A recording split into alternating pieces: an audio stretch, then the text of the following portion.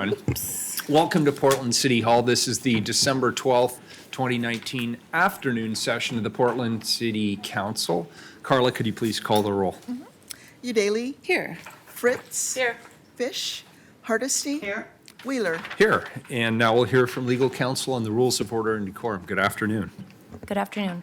Welcome to the Portland City Council. The City Council represents all Portlanders and meets to do the city's business. The presiding officer preserves order and decorum during City Council meetings so everyone can feel welcome, comfortable, respected, and safe. To participate in council meetings, you may sign up in advance with the council clerk's office for communications to briefly speak about any subject. You may also sign up for public testimony on resolutions or the first readings of ordinances.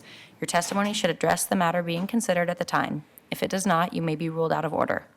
When testifying, please state your name for the record. Your address is not necessary. Please disclose if you are a lobbyist. If you are representing an organization, please identify it. The presiding officer determines the length of testimony. Individuals generally have 3 minutes to testify unless otherwise stated. When you have 30 seconds left, a yellow light goes on, and when your time is done, a red light goes on.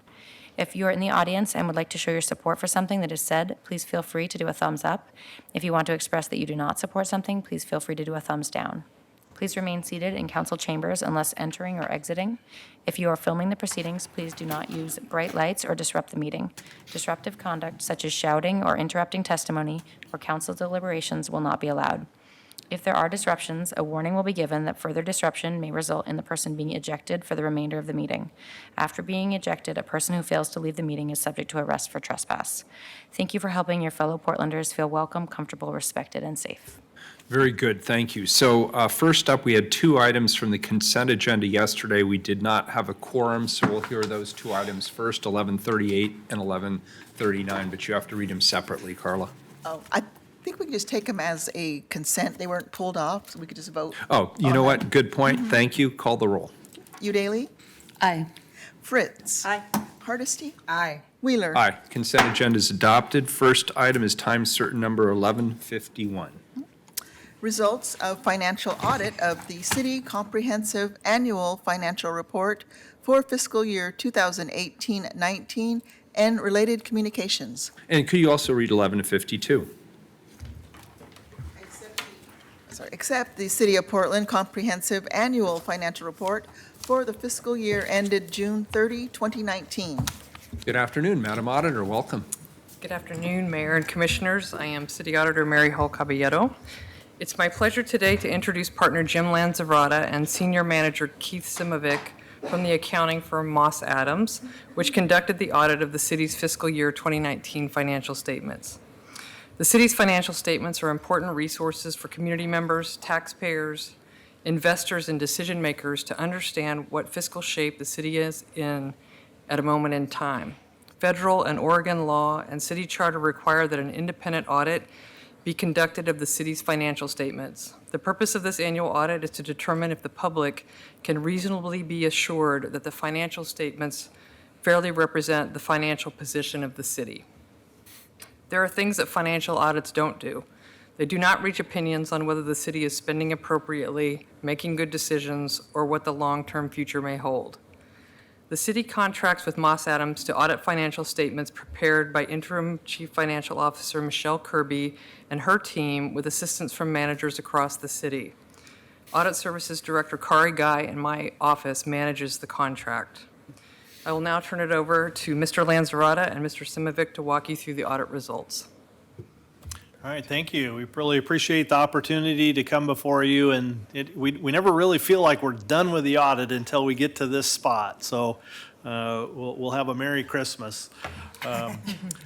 Anyway, what we'd like to do today is, again, just review with you the scope and the nature of the services that we provided. And this year we'll maybe just share with you, at least in bullet forms, some of the areas where we spend our time. What are the areas of the city's financials or finances that we focused on and spent some time? So we'll talk about that.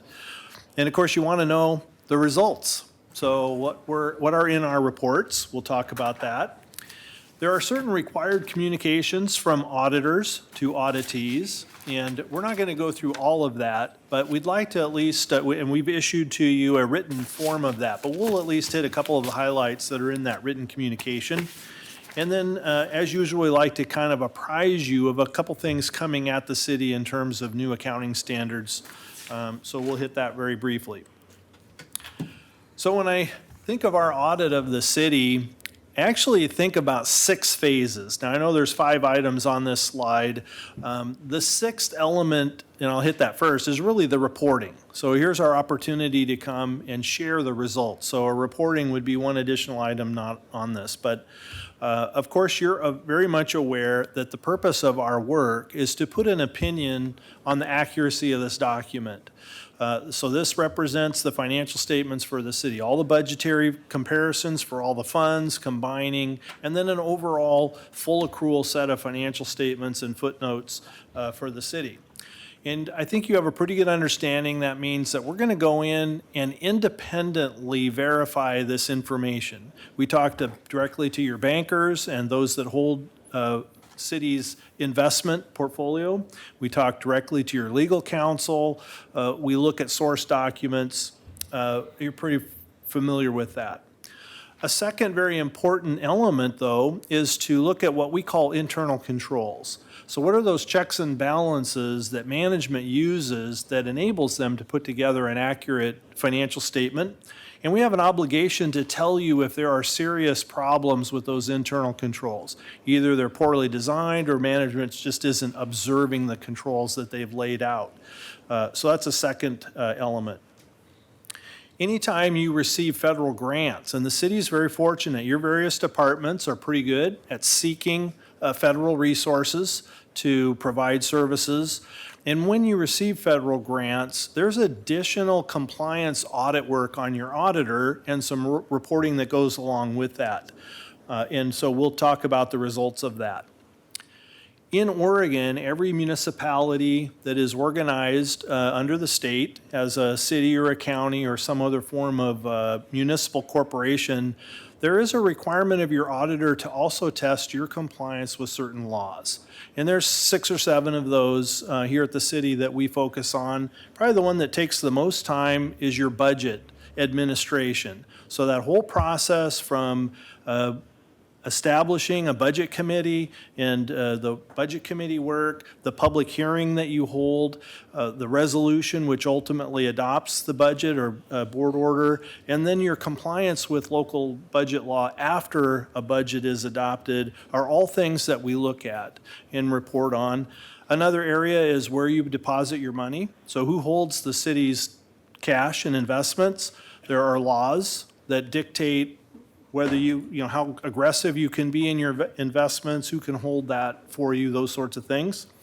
Public contracting. There are state laws that govern how you go about acquiring or procuring services, goods and services. So we test your compliance against those laws. And there's a number of other areas, and we issued a report on that, and we'll talk about that today. And then I illustrate this 5th area here. You're very fortunate that you've got staff that can put this document together. Look at this beast. That's a lot of information, and we're fortunate that we get to work with clients that have the ability to have experienced staff on board to produce this. We don't like to produce it and then audit it. So you're very fortunate. You've got some very experienced staff that can put this document together.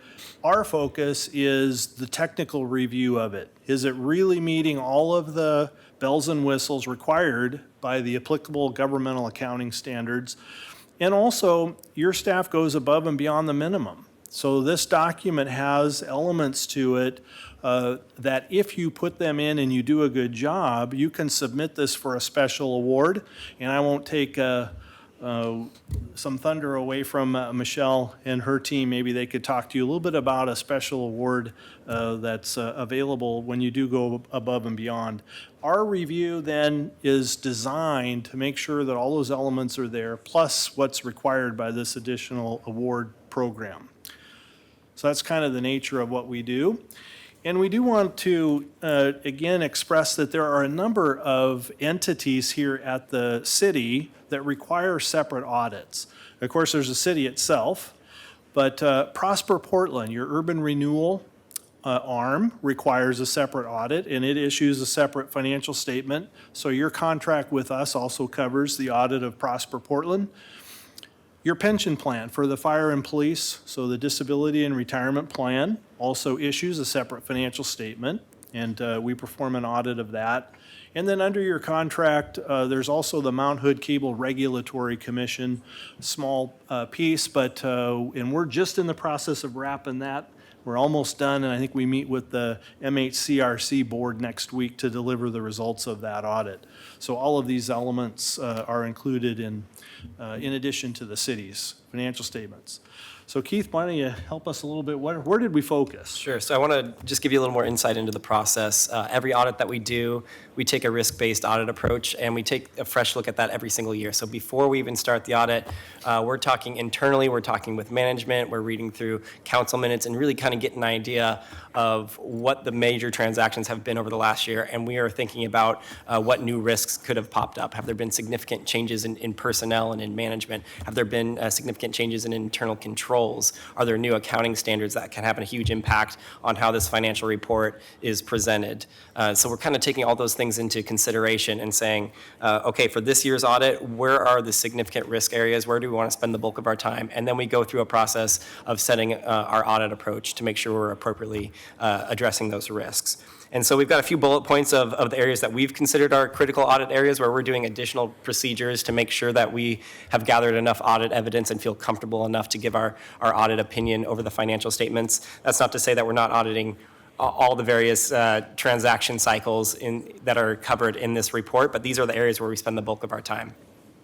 So the number one on there is cash and investments. This is typically one that we spend a lot of time understanding the various ways that cash can be collected and deposited at the city, how cash can be dispersed as well, and what are the controls along the way, what are the checks and balances to make sure that those processes happen accurately and completely as well, and that things don't go astray along that process. The IT control environment is another one we spend a lot of time on. We actually have a separate team of IT specialists that take a lot of time looking at the systems and the controls supporting those systems that help put this document together. That is a bigger and bigger piece of our audit every single year as more and more and more controls move to an electronic environment. So we want to feel very comfortable about who has access to the various systems that the city has to support the financial reporting process, and what controls are in place to really protect that and look at that. Capital assets is another big one. Yes, it's a huge number on your financial statements, but one that through the project cost accounting process, there are a lot of inputs that go into that process, whether you think about labor and payroll charges, overheads, materials and supplies, all those have to accumulate, and a lot of them come from different systems and have to get grouped together and monitored and closed out timely so that depreciation starts appropriately at the right time as well. So that's a big piece that we look at, and the internal controls supporting that. Charges for services, utility billing is a big source of revenue for your utility funds, and that's an area that there's a lot of control pieces along the way to make sure that the city gets that right. And so we are looking at the processes in there quite a bit and spending a lot of time making sure we feel comfortable that when you send a bill out to customer for water and sewer charges, that it's accurate and appropriate. Financial close and reporting, that is the accumulation of the city's processes to basically do their own internal audit before anything gets to us, to make sure that this document and all the accounting records that support this document, that the city has gone through their reconciliations and review processes to make sure that this is accurate before it gets to us. So that's a big piece of what we do. And then Jim mentioned that additional report that we give on compliance over some of the state regulations and looking at the city's budgeting process as well as the procurement and public contracting process. We spend a lot of time looking at those transactions as well.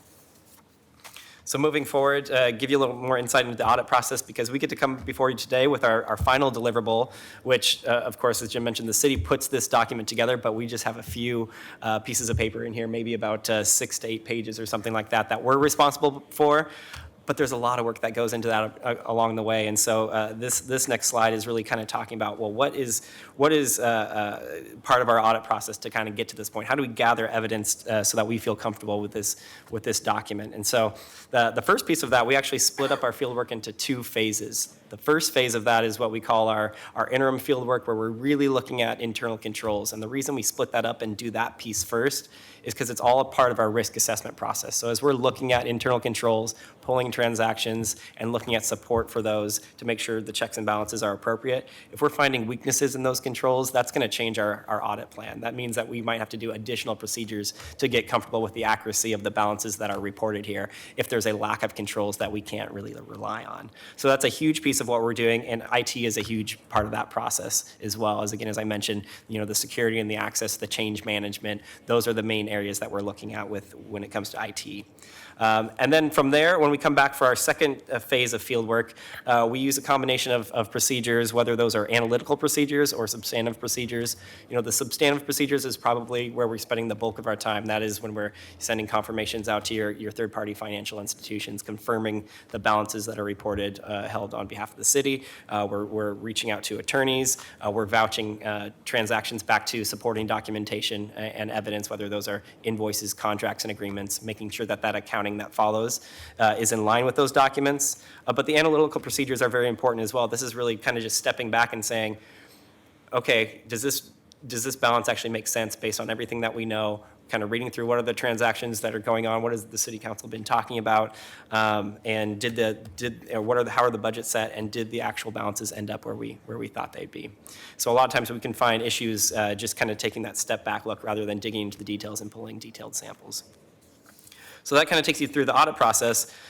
This next slide kind of gives you the full results of our audit, and what you'll see if you read through the audit deliverables inside this document. And if we set this up and had kind of a green light, yellow light, red light kind of format, you'd have a green light all the way across this slide. You can stop there. It's great. Fantastic. Absolutely. Exactly. No, very, very good result, absolutely, and the result of a lot of hard work that the city and their staff have done throughout the year to get to this point. This isn't something that just, when we come out for the audit, everything's done at that point in time. This is a process and accumulation of the work that the staff have done throughout the year. So our audit report on the financial statements, you'll see that we've given an unmodified, or really just auditor speak for a clean opinion, which is exactly what you're looking for. That's kind of the highest level that you can get. It means we didn't find any material errors in the financial statements, and that we believe that they're a fair representation of the city's financial position and changes in that financial position throughout the year. Our government auditing standards report, we didn't have any findings to report in that item. If we had any material weaknesses or significant deficiencies in internal controls, that mean you're missing some checks and balances that's so egregious that something significant, whether it's error or fraud, would mean we would believe that could actually slip through the cracks and not be identified with the controls in place. But we didn't have any findings along those lines, so very good news there. Our report on the compliance with Oregon State regulations and laws, we didn't have any findings. Again, looking back at the kind of budgeting process, the procurement process as well. So no findings there, very good news. And our report on the federal funds that we look at and the compliance procedures in connection with those federal funds that we looked at, we didn't have any reportable findings as well. So very clean process all along the way, and very good result for the city. So in addition to that, we have one other deliverable that we issue as part of every audit that we do. It's called our communication to those charged with governance, and it kind of gives you a summary of really how the audit went. Whether we found anything or not, this is something that we want to let you know that here's certain items that we went through and what the results were. We've kind of bolded a few main items on here because it really was a very clean audit. But some of the good news, just to continue along the lines of the theme of the last slide, in this deliverable, we're noting if there were any material audit adjustments that were identified through the process. And that means once we start our audit, if there's anything that we're finding errors along the way that's considered significant or material, that's something we want to let kind of the governing body of the city know about. But through the testing that we've done, we didn't have any material adjustments or material errors that were noted in the process. So very good and clean there. We didn't have any difficulties in performing the audit. That really goes back to any scope limitations. Any Commissioner question that we Hardesty had a have. question, I'm Yes, sorry. please. Sorry, I just wanted to stop you for a minute because I realized that auditors have a speak Yes, we that the people who are watching on TV and in the audience just may not be tracking. And so I'm going to translate for you just for a moment, Sure, right? please. Absolutely. And so the last slide that you showed that based on your audit findings, there were no findings, right? And findings would be bad because that would mean that there were some irregularities that you had discovered as you were going through your audit. Is that an accurate statement? That's correct. Yes. Right? And so what you're saying is based on the information that you were given, based on your expertise in the field of auditing, you have found that the city manages its finances well. Correct. Thank you. I just want, I was Absolutely. sitting here thinking, I think we lost a couple of people, so I wanted to bring them back in to the fold. So thank you for letting me. I think we're pretty fortunate, the clients that we work with, it's very rare that we would issue a modified opinion. And usually that, I mean, we can find a material error, but generally management makes the fix. They post an adjusting entry to correct the error, so we get to clean opinions. But it is common that when there is an error, there's a control that didn't work, and we're reporting a control weakness. So many times we're coming before boards such as yours and saying, okay, we got to a clean opinion, but guess what? We had an audit adjustment, there was an error, there's a control that's not functioning. That's a common type of thing to report. We are fortunate we don't have any errors like that or weaknesses in controls. On the Oregon Minimum Standards Report, probably the most common thing we report are over expenditures. There's a violation during the course, we messed up somewhere and we overspent a line item in one of our funds. That's very common. The city has had some over expenditures in the past, but guess what? None. So even the administration against your budget, which is great news too, because of so many funds that you have and the complexity of the transactions, it's often that there's an over expenditure. You didn't even have an over expenditure. And on the federal grants too, it is common to slip up somewhere. There's a compliance requirement unique to a particular grant, and guess what? Someone didn't do something that they needed to do, and you had no findings on your federal grant. So that's So I'm going to really translate phenomenal once more news. and just say that we have really smart people who work for the city of Portland, and they cross their T's and dot their I's. I serve on the board of a lot of community nonprofits, and so I'm very accustomed to audit speak, right? And so, and no disrespect intended at all, right? But I just know it's a different language than most people are accustomed to, and so I'm just trying to simplify it so that Yeah, absolutely. we're all Appreciate that. following the same hymn, so to speak. Appreciate Thank that. you. Please continue. So on top of that, we just want to let you know that there were no limitations in the scope of our procedures. So any question that we asked, we were given an answer. Any document we asked for, management produced that document for us. I think that's an important piece, because if that didn't happen, then we would be, we wouldn't be able to give a clean opinion on the statement. So I think that's very important. And again, no material weaknesses in controls, no big errors or holes in checks and balances. So with that, I will turn it back to Jim.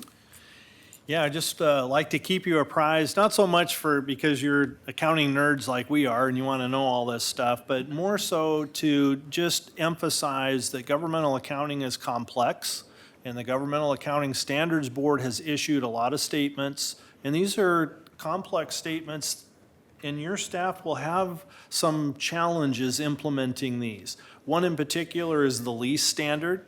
I believe your staff have counted up over 250 leases. That's a number that sticks in my mind. That may be wrong, but the accounting for leases is changing and adding some complexity. So they're going to need some time and resources to implement that.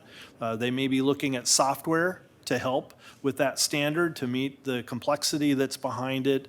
So they may need some resources or some help. We're here to try to support them as they try to get the support they need to implement that. And there's a few other standards out there. The other thing is your crew does a good job of getting the continuing education necessary to implement these standards when the time comes. We provide some training. Hats off to the auditor's office and Mary for negotiating with us in our contract. She asks us and actually requires us to provide some training to the city staff. And we do that each year. We have a day of training we provide up here in the Portland area. So we try to help with these. Anyway, your crew does a good job, and we're here to put a plug for your support as they continue to receive the education necessary to implement these standards. And The last thing I would say is, in the past, we've commented kind of on some of the overall financial condition of the city, and I believe your finance staff has done a good job of coming before you. I think Michelle will be up next, and we'll have some comments again. Clearly, the city has some challenges, and I think your finance crew has done a good job of summarizing the different areas for you to focus on, and will probably continue to do so. So we appreciate those efforts. We really appreciate the auditor's office and their observance of the contract and managing us. So Kari, we got to work with this year in that role, and she was excellent to work with and a great resource for us. And also Michelle and her team, I think you used brand-new software to put this document together this year. So anytime you have new software, that can create challenges. And wow, what an awesome document that came out of that. So Michelle and her team, Ron, Ashley, did a phenomenal job with that. So hats off to their efforts, and we want to acknowledge that. And with that, we're open to questions and anything that you would like to ask of us or anything we didn't cover. Commissioner Hardesty. How can we do better? Yeah, I think that really in terms of financial reporting, there are some complex standards, and I think some software will help. We talked about leases.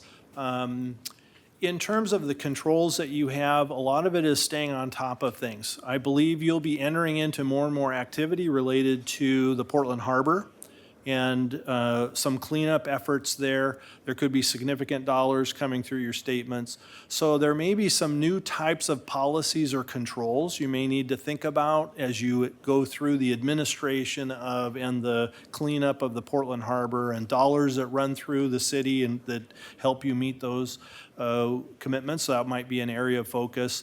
And really just the financial challenges that the city has, even though as Michelle will talk about some of the positives, there's always unmet needs.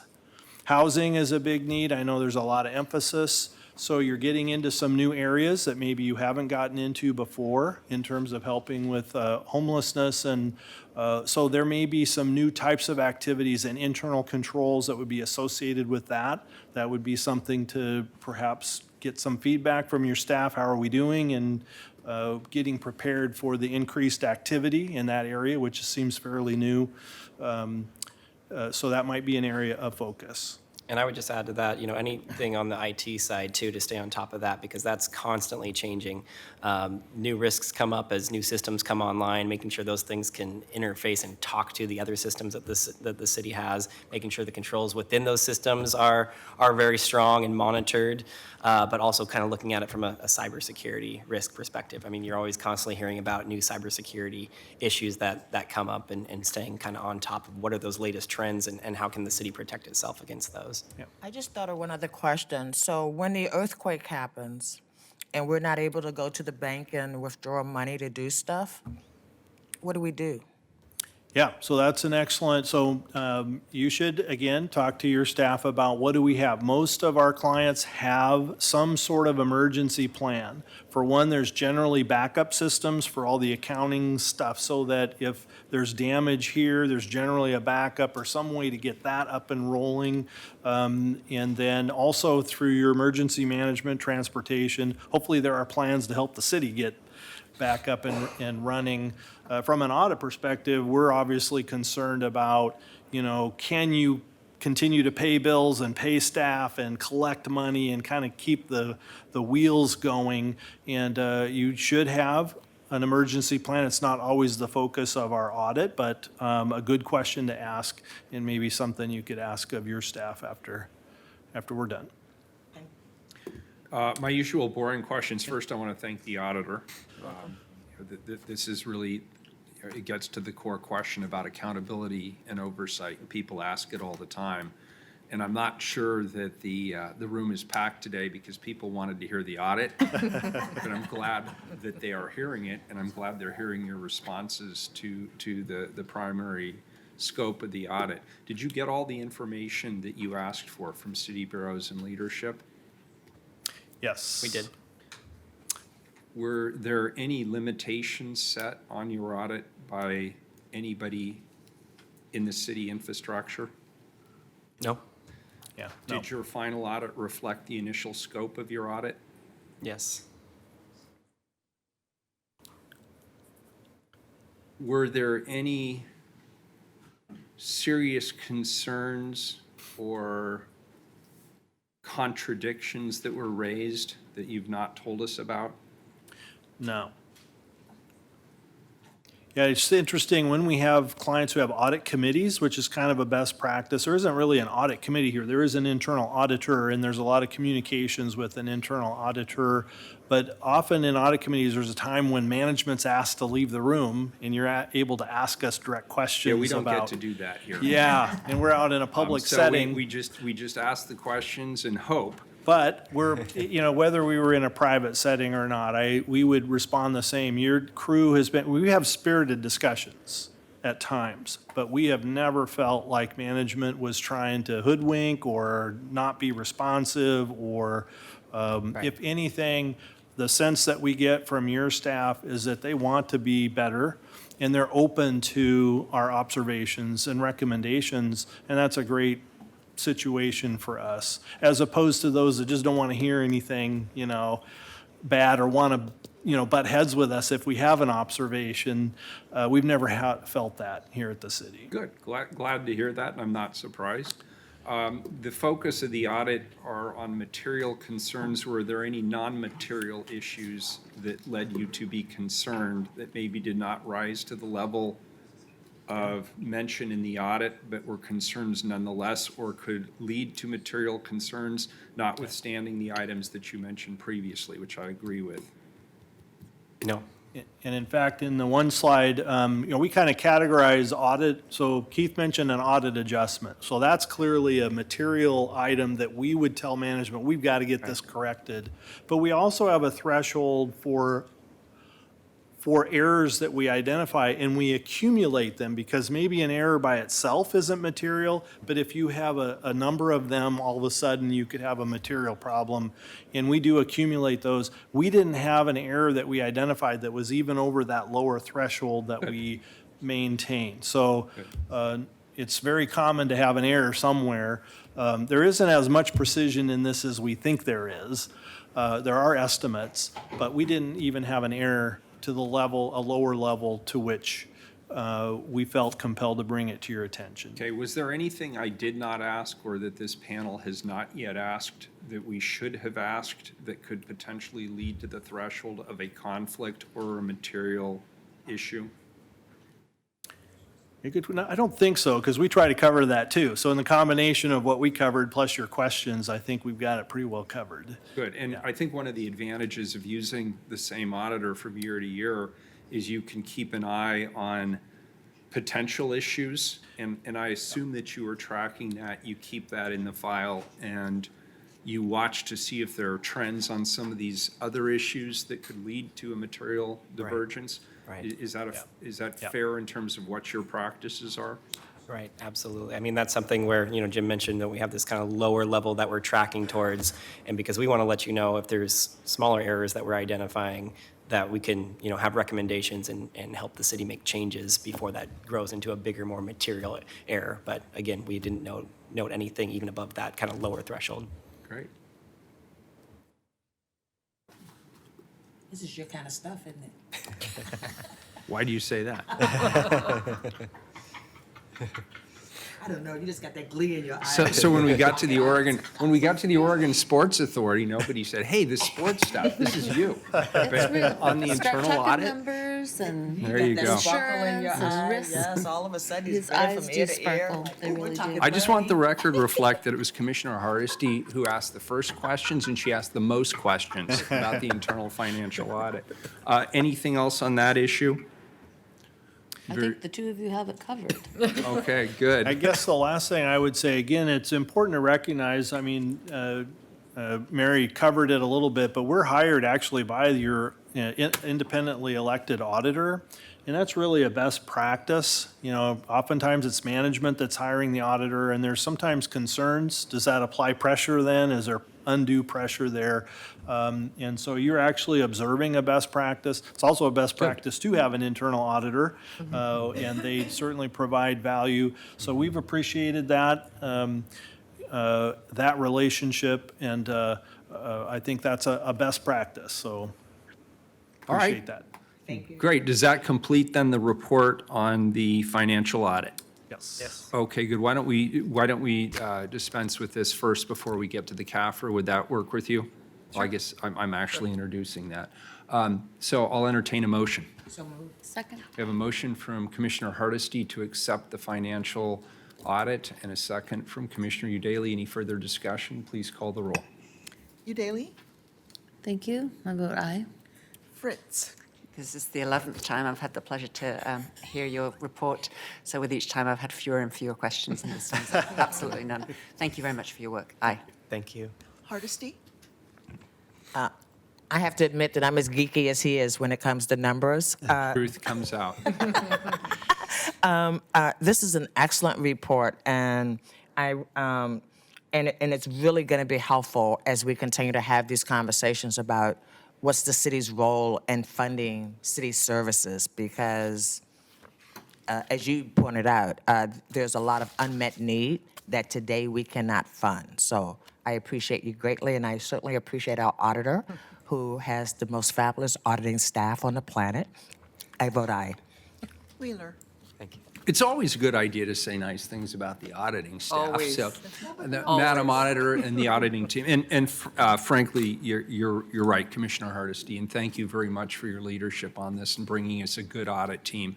I feel very confident having you be our external auditors, and what I hear from people is that you are both direct and you are frank and you are honest, and you give us what I think is a full and fair report, and I appreciate it. Happy to vote aye. The report's accepted. Thank you. Thank you. Thank you. So with that, we've already read 1152. I'll just go right into my opening remarks. I'm pleased to invite Michelle Kirby, Interim Chief Financial Officer, and Ashley Tuttle, Accounting Supervisor, to present the city's comprehensive annual financial report, otherwise known as the CAFR, for the fiscal year ended June 30th, 2019. The CAFR compromises the actual audited financial results in the city's operations and provides information related to the city's overall financial health. Good afternoon, and thanks for being here. Good afternoon, Mayor Wheeler and members of the City Council. Could you slide the mic just a little sorry. closer? The Oh, microphone the actual actually mic. moves. Sorry. Yeah, it's a trick that better? microphone. Yeah, thank you. Okay. So good afternoon. For the record, my name is Ashley Tuttle. I'm the Accounting Supervisor for Financial Reporting with the Bureau of Revenue and Financial Services. Also presenting this afternoon is Michelle Kirby, Interim Chief Financial Officer and Bureau Director. Today, we will be presenting to you the comprehensive annual financial report, also known as the CAFR, for the fiscal year ended June 30th, 2019. We will be discussing highlights and financial trends from the CAFR, and we'll be presenting you with additional information regarding the city's long-term fiscal health. So copies of the CAFR have been delivered to each one of your offices, and if you've had a chance to look through it, you'll notice it's quite thick. The preparation of the annual CAFR is an extensive project which requires a group effort to make it a success. Involvement is needed from all the city's bureaus, the city auditor's office, and our independent auditors, Moss Adams, to ensure the timely and successful completion of this report. The accounting division of the Bureau of Revenue and Financial Services is responsible for preparing the CAFR, ensuring its accuracy, and working with the auditors throughout this process. Several of the accounting division team members are here today, and I'd like to take a moment to recognize them for their hard work and dedication to the success of this project. These are the people who make it come together. Would you stand, please?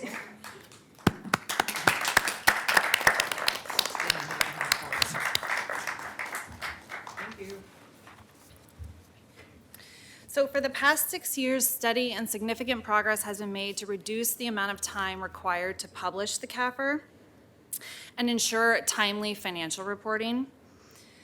This is the second year in a row the city has published the CAFR on October 30th, which is 4 months from the end of the fiscal year.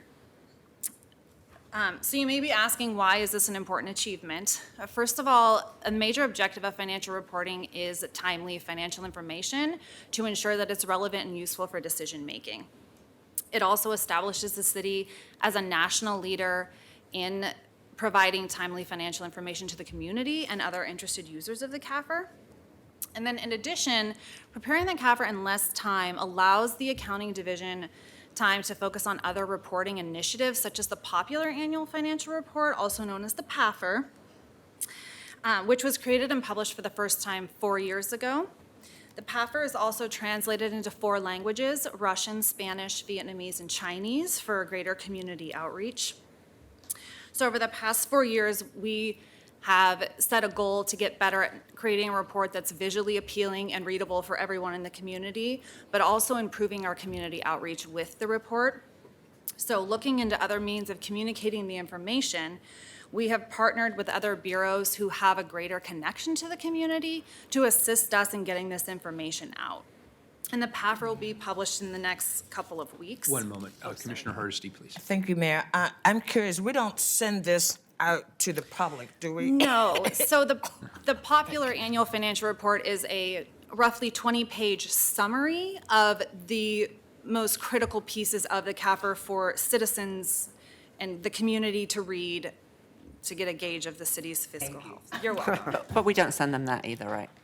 No, well, we have, so in terms of working harder to get the information out, we don't physically send them out, but we have come up with other ways, like, It's available, but we don't mail it to every household. exactly. Right. Yes. Just wanted to clarify. So now we will discuss highlights of the fiscal year 18-19 CAFR. The good news, as you've already heard, is that our external auditors gave the city an unmodified opinion and found no weaknesses or deficiencies in the city's accounting processes. The CAFR also complies with state law and generally accepted accounting principles. We received the Government Finance Officers Association Award for Excellence in Financial Reporting for the 38th consecutive year. And we received the GFOA Award for the PAFR as well. The city's bond rating for unlimited tax general obligation bonds remains rated AAA by Moody's Investor Service. So a AAA credit rating is important because it allows the city to borrow at lower interest rates, therefore saving millions of dollars per year in interest expense. And that rating was confirmed in May of 2019. Now I will turn the presentation over to Michelle Kirby for a look at some financial trends. Thank you, Ashley. Good afternoon. Afternoon. The city has seen record revenue growth over the last several years as local economic growth exceeded both national and state averages. What you're seeing here is revenue in certain categories compared to the prior year, and this information is for the city's governmental funds on a modified accrual basis. And you can see measurable growth in the following categories. The housing prices in the Portland area have continued to grow, which is reflected in the increase in the property tax numbers. The other tax categories, licenses and permit revenues, are reflective of economic expansion in the region. Favorable interest rates, strong investment performance, and a larger investment portfolio accounts for the large increase in investment earnings over the prior year. And while this is good news, economic indicators suggest that further growth will likely be at more moderate levels. Could I just make, before you go off that slide, I'd just like to clarify on the property taxes, because I think we all know that Measure 5 limited property tax increases to 3% a year. So presumably that 8.47 reflects new housing coming online and also perhaps urban renewal districts ending their expiring. Would that be accurate? I cannot say exactly. Let me change that to, I Okay. think that that might be accounting for that, because I know that, we all have in our heads that even if you sell your property, it doesn't adjust to the new rate necessarily. So I think that there's more to that going on. I think what's really impressive to me is the investment earnings that you're showing there, which Correct. is reflecting of, which we just passed the city's financial policies yesterday, which you presented to us on. And I think that's really significant that despite not investing in fossil fuels or any of the other egregious things that we have a policy of opposing, only investing in the biggest most responsible Corporates, companies, right. we're still getting that rate of return, so I Yeah, congratulate you on that. there were several factors on that, and we poked at that extensively because it is such a large increase. And so there were several factors. One is, I indicated that our investment portfolio was larger. Several of the funds had balances, which were part of the investment pool. And just strong interest rates in general over the year, in conjunction with being able to make some strategic investments in corporates as according to our policy. Congratulations and thank you on that. Thank you to our investment manager. So while the current condition is strong, there are long-term financial obligations that must be addressed and managed. The city's facing several challenges which underscore the need for a long-range view in evaluating our financial sustainability. Escalating pension costs, newly negotiated labor contracts, and inflation are continuing to put increased pressure on the city's personnel costs. Strategic and consistent investments in the city's capital assets, technology, and infrastructure, including the funding of replacement reserves, is critical to ensuring sustained delivery of public services. In addition, the need to fund the city's share of certain legacy liabilities, such as Portland Harbor Superfund and the Columbia River Levy, add to the long-term funding challenges. So net position is an indicator used to help us assess financial stability. Over the past couple of years, we've had a number of discussions with you about the city's net position. So as a reminder, financial net position in general terms represents the net of the city's assets, or what it owes, minus the liability, let me repeat that. Represents the city's assets, or what it owns, minus the liabilities, or what it owes. Net position reflects the overall net worth of the city at a specific point in time and serves as a useful gauge of the city's financial health. So as a reminder again, net position has a long-term focus. And as you can see, this is a mathematical equation. And so some factors that could decrease our net position are increases in liabilities or obligations without an offsetting capital asset or capital reserve to offset that. Also, another factor could be depreciation of our capital asset value. Hardesty. Excuse me, you lost me. Okay, I'm going to try to see if I was know trying to use what you were talking about. clear words. This is probably the toughest one we got. Okay, let's try it again, All right, so please. we have what we own versus what we owe. So if we have an increase in what we owe, but we haven't reserved for that liability, that would cause a decline in our net position. And so we have unfunded pension liability. Correct. We have maintenance backlogs. Correct. We'll get into this. This is kind of the philosophy. I'll Right. tell you more about the specifics here in a moment, but yes, you're absolutely. I understand.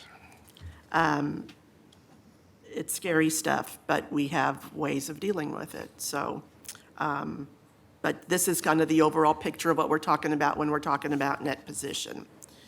So here on this slide, and I know this is tiny, but the point of this is to see the trend. So this is what we call business-type activities. Business-type activities are primarily our water and sewer funds. They've always had the outlook of supporting, they're self-supported activities. They're based on user charges, and those charges build into their fee structure long-term obligations.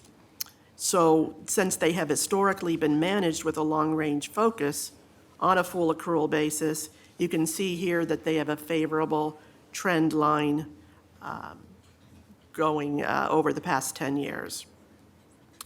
In comparison, This is a chart of our governmental activities. And so as I previously mentioned, we have governmental activities and business-type activities. And the governmental activities are primarily supported by taxes, intergovernmental revenues. So here's where we see our general fund, all special revenue, debt, and capital project funds. So they are managed and budgeted on a near-term basis. And while GAAP requires a full accrual or long-term outlook in the government-wide statements in the CAFR. The liabilities continue to grow. It's like unfunded liabilities. So per Can I help you? infrastructure. I apologize. Okay. I was leaning over to talk to the expert about this kind of stuff. Okay. Because I was looking at the chart. Yes. And it's more money, and the line was going the other way. Yes. But I understand that this is the unfunded liabilities that I just spoke Correct. about. So the steep decline that you see right in the middle, 2014, that is when the Governmental Accounting Standards Board first required us to put the pension obligations, the unfunded pension liability on our financial statements. And we had a particularly steep decline because of our fire and police and fire public safety retirement plan. It is a pay-as-you-go plan, and so it does not have a reserve. It does not have a funding reserve. So the whole entire liability was put on our long-term financial statements. But we also now have fire and police and PERS, which means that we Correct. also will start having an unfunded liability, even though we will continue to fund it through property tax bills. We have, PERS is also reflected in here. And so you see that big dip, which was the first year this came on board. It's still continuing to decline, as you can see, although it's starting to level off because of some of the steps that we've taken, which I'll tell you about. Well, let me back up, though, one moment. Besides the pension, the other biggest issue with our long-term liabilities and the decline is the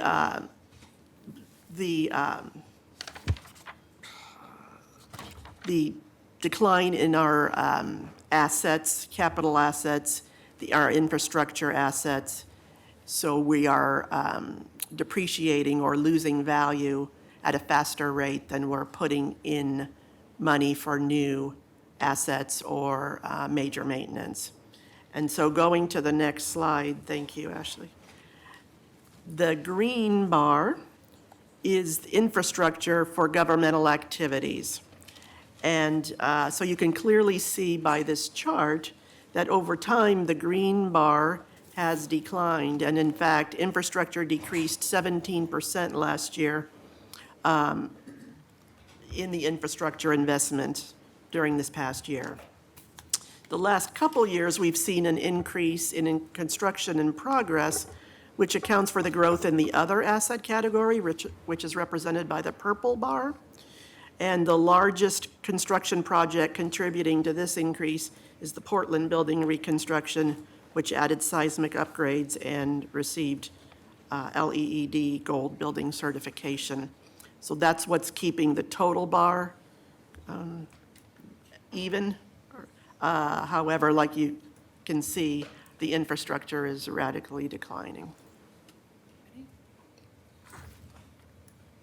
So, this may seem overwhelming. There are steps we can take to ensure long-term fiscal sustainability. Several of them we've currently have in process.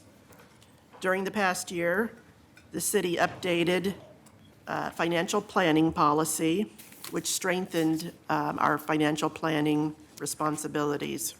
Capital set-aside monies are being allocated through the annual budget process. We just need to do more. And the creation of a new citywide liability reserve is coming to council next week. And this will be setting up a long-term a citywide reserve fund for obligations such as Portland Harbor.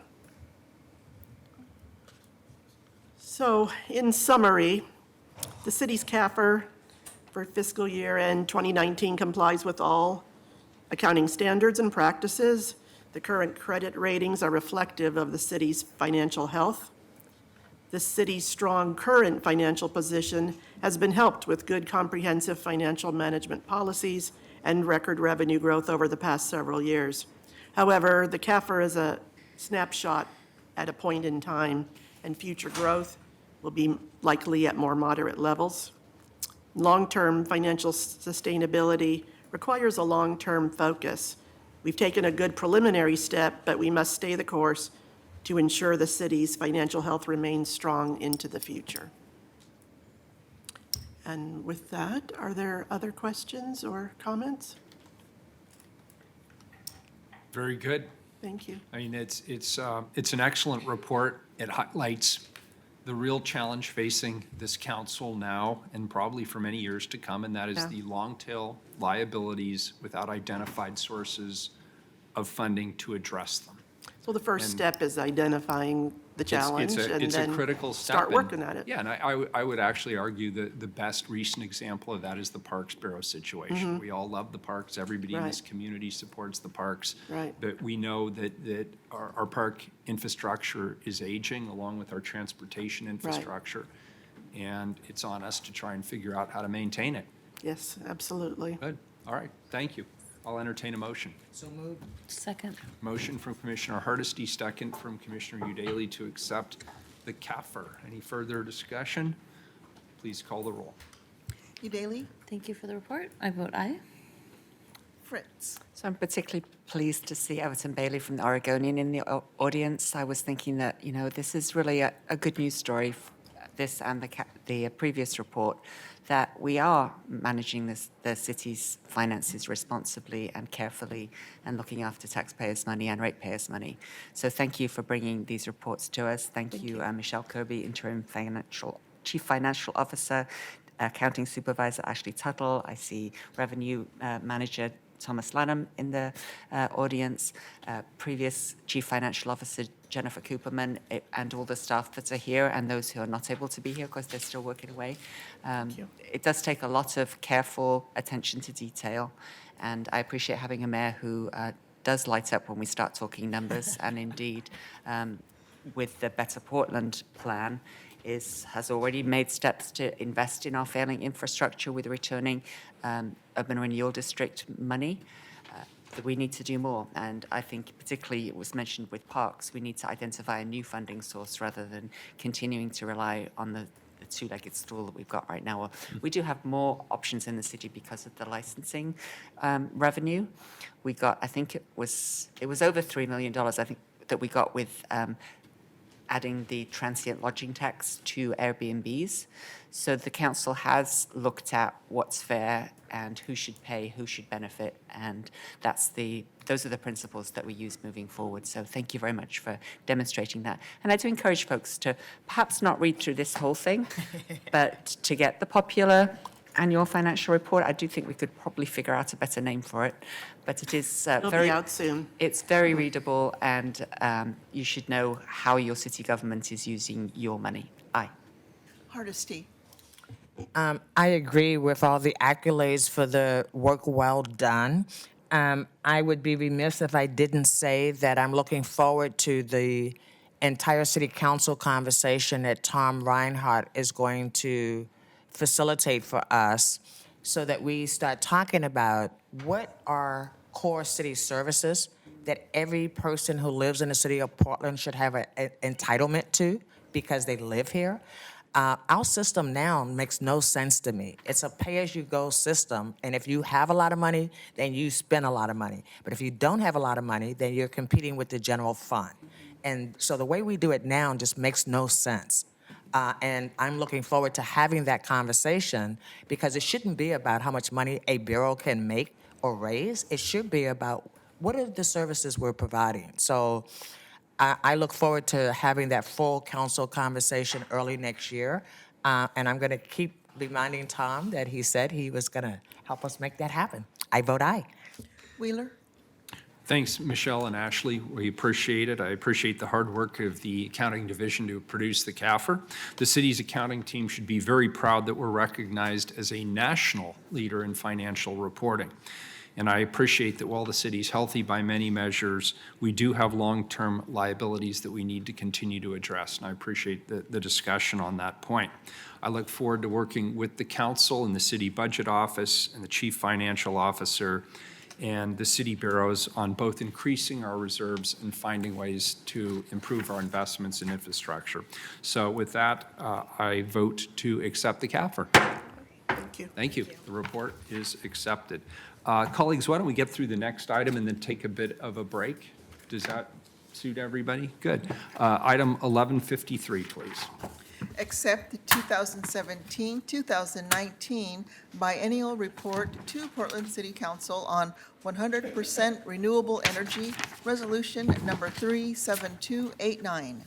As we continue to advance our collective efforts on climate, it's also imperative for us to recognize what has been achieved while we identify more that needs to be gained.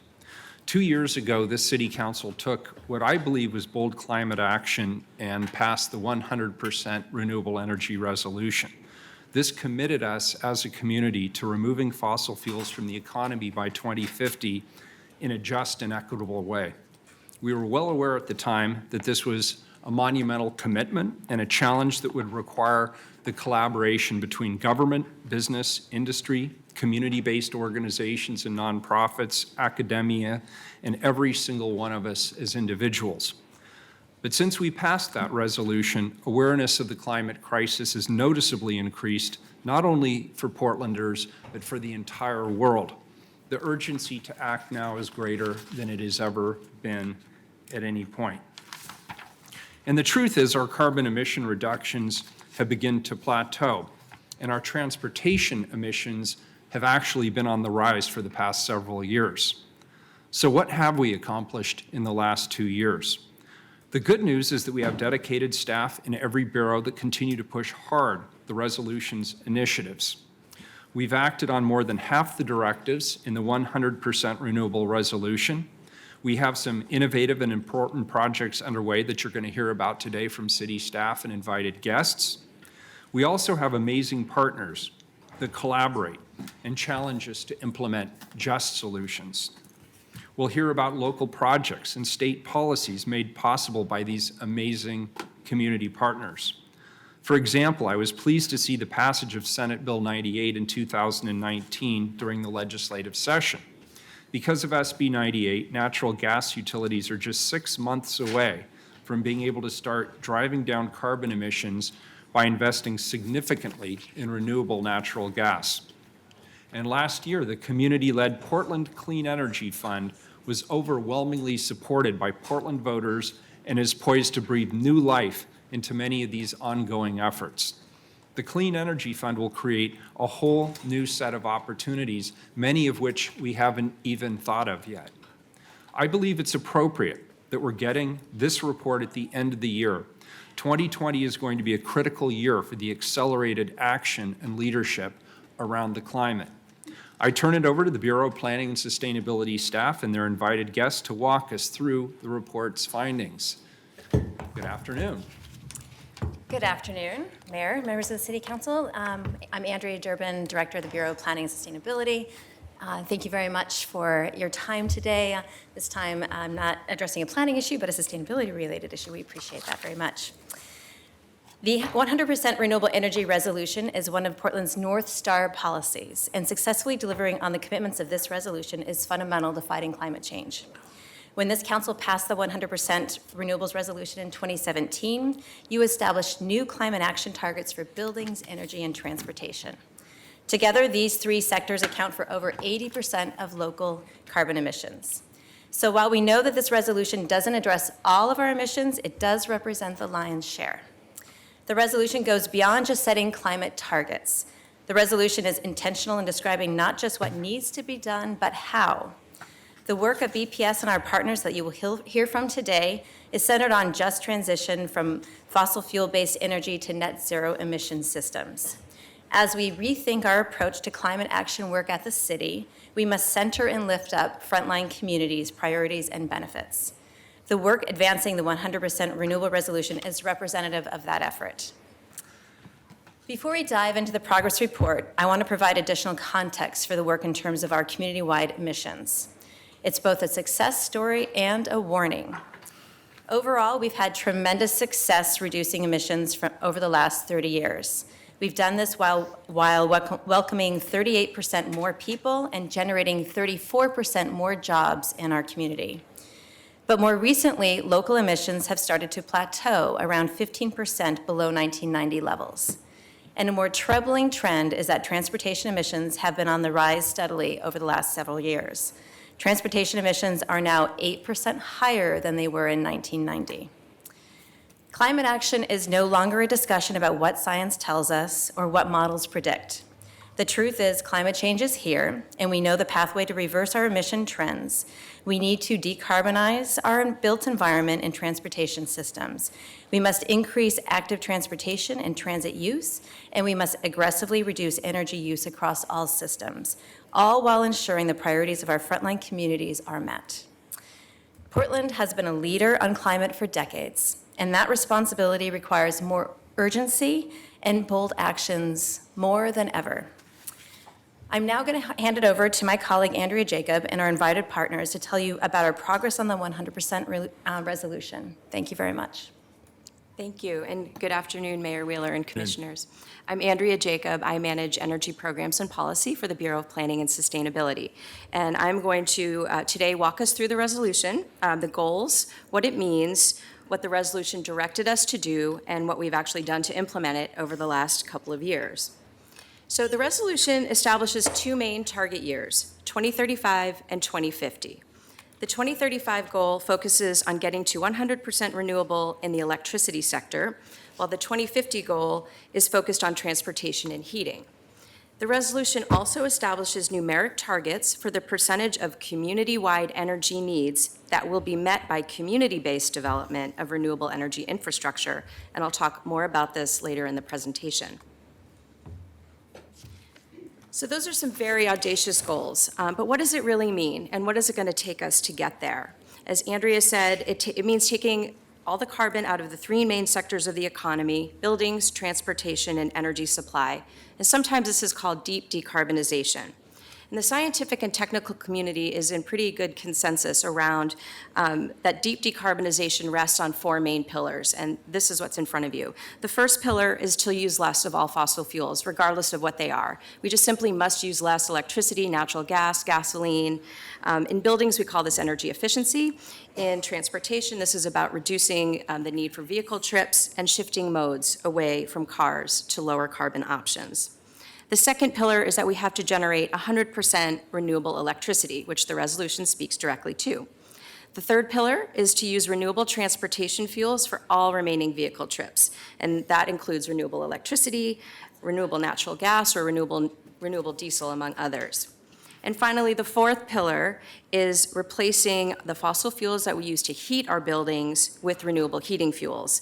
And that could include also renewable electricity or renewable natural gas. My team has started to refer to this as clean heat, just because it's a little bit of a simpler term than thermal decarbonization, which nobody likes.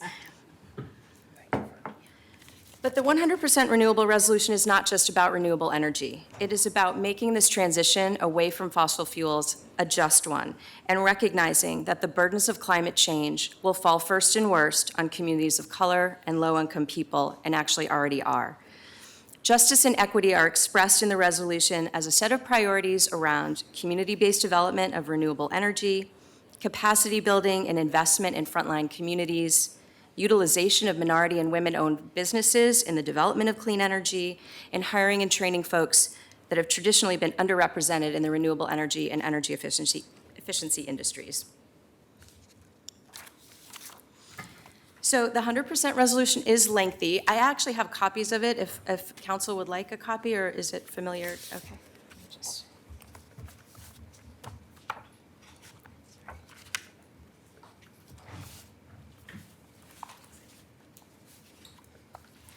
So the resolution is lengthy. There's over 3.5 pages of whereases and 26 different directives. Each one of them is pretty multifaceted.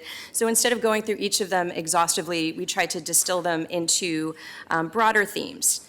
And these are, as we already talked about, community-based energy development, equitable workforce development, the expectation that city staff will engage in state-level policy proceedings, that we will engage deeply and broadly with the utility sector, that will focus on electrifying the transportation system, that will focus on our own city operations and what we can do on our own facilities and fleet, and green infrastructure and governance. And so now I'll walk us through the findings, which basically relate to these larger themes. So finding number one, most of the carbon reductions that we can measure in our inventory, in our greenhouse gas inventory, have come from the utility sector. We have a statewide renewable portfolio standard, which is responsible for the fact that about 15 to 20% of our current grid mix is already renewable, and we're moving towards 50% renewable by 2040. We have long-standing energy efficiency and voluntary green energy programs that have made their mark. Now, we can't take credit for this. This is the collaboration of a lot of partners and folks that are in the room, but we benefit from it, and our inventory shows that. But we have helped innovation in the utility sector in a couple ways. I want to mention two projects. First, the city partnered with PGE to bring a new product to market. It's called a voluntary renewable energy tariff. We had to go to the commission with PGE to get permission for this. And what this does is gets to the resolutions directive to go beyond buying just renewable energy credits, which are just really the environmental attributes of green energy, but not the electricity plus the environmental attribute. So it's a higher value renewable electricity product that we're getting for essentially the same price, and about 40% of our PGE electric load will now be on this tariff, and it's called the Green Future Impact. We hope to see this kind of program or product be available to more ratepayers in the near future. And the second project I'd like to mention, which through oversight was not in the report, apologies for that, but is our fondly named Poop to Power project. That's a partnership between the Bureau of Environmental Services and Northwest Natural, and which takes waste methane from the wastewater treatment plant and turns it into renewable natural gas for transportation fuel. This is our single largest climate action infrastructure project. It replaces over 1 million gallons of dirty diesel annually and avoids 21,000 tons of greenhouse gases per year, and generates upwards of $3 million for ratepayers. So it's a triple win project. These are two examples of how the city has helped aid the development of new clean energy markets and technologies. Our second finding comes back to this topic of community-based development of clean energy. And this is a complicated topic, but in practical terms, this work for us has largely been about community solar. BPS has been engaged in building a statewide program for community solar since 2016.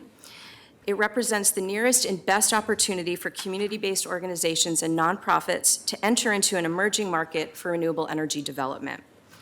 Community solar is also the primary means available to us now to make the benefits of renewable energy more accessible to low-income ratepayers, communities of color, and those who aren't able to install solar on our own rooftops, which turns out is most of us. Through our participation in the American Cities Climate Challenge, BPS established a goal to facilitate the development of at least one community solar project in Portland by the end of 2020 that is developed, owned, and operated by and for communities of color. We're supporting a coalition of community partners, including Verde and Hacienda CDC, in their efforts to enter the statewide community solar development queue early next year. We've directed technical resources from the Climate Challenge to this effort, and our partners are poised to reserve over 1 megawatt of capacity, hopefully more, in this program, which makes a very small but important dent in that 2 and 10% goal for community-based development. Our third finding has to do with how city, community, and technical partners are advancing transportation electrification. There's a wealth of work happening here on electric vehicles that really deserves a whole presentation of its own. But our work on transportation and electrification and emerging mobility encompasses code-related work, which looks at the opportunities presented by the zoning code to ease the way for electric vehicles. We're partnering with Portland General Electric to develop EV pilot projects, including the city's first mobility hub, which will have electric car share, e-scooters, and electric bike share at Southeast 8th and Stark, and the Electric Avenue charging hubs, where multiple chargers are located to offer EV drivers reliable and fast level 2 charging. We've also partnered with TriMet and with stakeholders to encourage and advocate to TriMet, the largest purchaser of diesel in Oregon, to transition to electric buses. And TriMet has now committed to have diesel-free fleet by 2040. And finally, I think one of BPS's main roles on the transportation electrification conversation has been to ensure that frontline communities benefit from electrification efforts. We're working with our partners to ensure access to affordable used EVs and EV charging infrastructure, especially in East Portland and in areas with high densities of renters and multifamily properties. I'm going to skip finding 4, which has to do with low carbon transportation options, because our colleagues from PBOT are here and up a little bit later in the docket to tell us more about this one.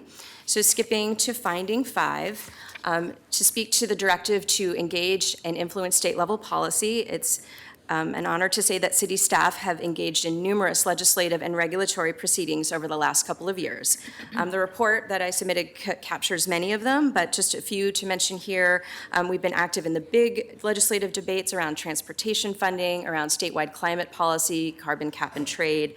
We've also worked deep in the weeds with the Oregon Public Utility Commission, specifically around community solar and the future of the electric sector. And we've also kept a close eye on the building codes conversation that has huge implications for our ability to reduce energy use and emissions in new construction. Finally, to speak to the range of directives in the resolution related to workforce and hiring and training and minority utilization, it's a little bit harder for us to show progress in this area simply because the city does not do very much renewable energy development as the contracting agency. So it's harder for us to move the lever here. There are certainly ways that we could do more of this, but it would require sort of changing the way that things are done. Right now, the utilities and private sector development is mostly responsible for developing renewable energy. So to wrap up, everything you've heard should sort of give us some hope and excitement that we are able to do things, but at the same time, it's really very incremental. It's slow. It takes a lot of staff, a lot of time to move these efforts forward, and we don't have a lot more time. So everything that we do, we must accelerate and we must amplify.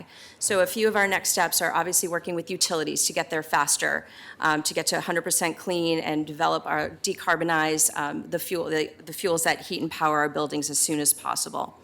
Transportation is our biggest challenge and opportunity. We've been working in the buildings and energy sector much longer, and while it's still not a slam dunk that we can get there, we've just had a longer lead time on that. Transportation is relatively new for us. We already mentioned the Portland Clean Energy Fund. I think that will help with the investment in frontline communities and capacity building that we haven't shown enough progress on. Clearly, the city has to walk its own talk, and colleagues from OMF will be here to talk about our fleet and facilities work. And then finally, we're mobilizing to better align our staffing and funding with these efforts. The scale of the challenge in front of us in reaching these goals has not really yet been matched by the necessary resources or accountability. These are some of the shortcomings of this particular resolution, but we expect to change that in 2021 and beyond. Great. And before we get to a couple of questions, my colleagues, have you mentioned building electrification and decarbonization? And so, colleagues, I'd like to offer a friendly amendment, and I understand this has been pre-approved. On page 2 of the report titled Building Electrification, I'd like to amend that particular pillar. It was one of the key pillars in the report. I'd like to amend the pillar to say Building Electrification and Decarbonization. I think that's consistent with the great work that the Zero Cities Project in Resolution has been doing and keeps the door open for innovative solutions to meet our emissions targets. So without objection, I'd like, it's just a friendly amendment. Oh, okay. So unless there's an objection. I have a question. Commissioner, actually Commissioner Hardesty had her hand up, then I'll get to Commissioner Fritz. I was going to defer to Commissioner Daly if you wanted to go. Okay, so we'll do Udaly, Hardesty, then Fritz. I wanted to mention, I was looking down at my notes, but I heard the reaction to the comment about TriMet electrifying its fleet. And while I certainly have my own frustrations with our transit agency, I feel that it would be unfair for me not to highlight the big issue. There are 421,000 electric buses in China. There are 300 in the United States. And Portland has 5 of them. This is due to a complete lack of investment at the federal level. So, once again, lots of things to be unhappy with TriMet about, but if we want to accelerate that electrification, we need to start working at all levels to get the funding for those buses. It's critical.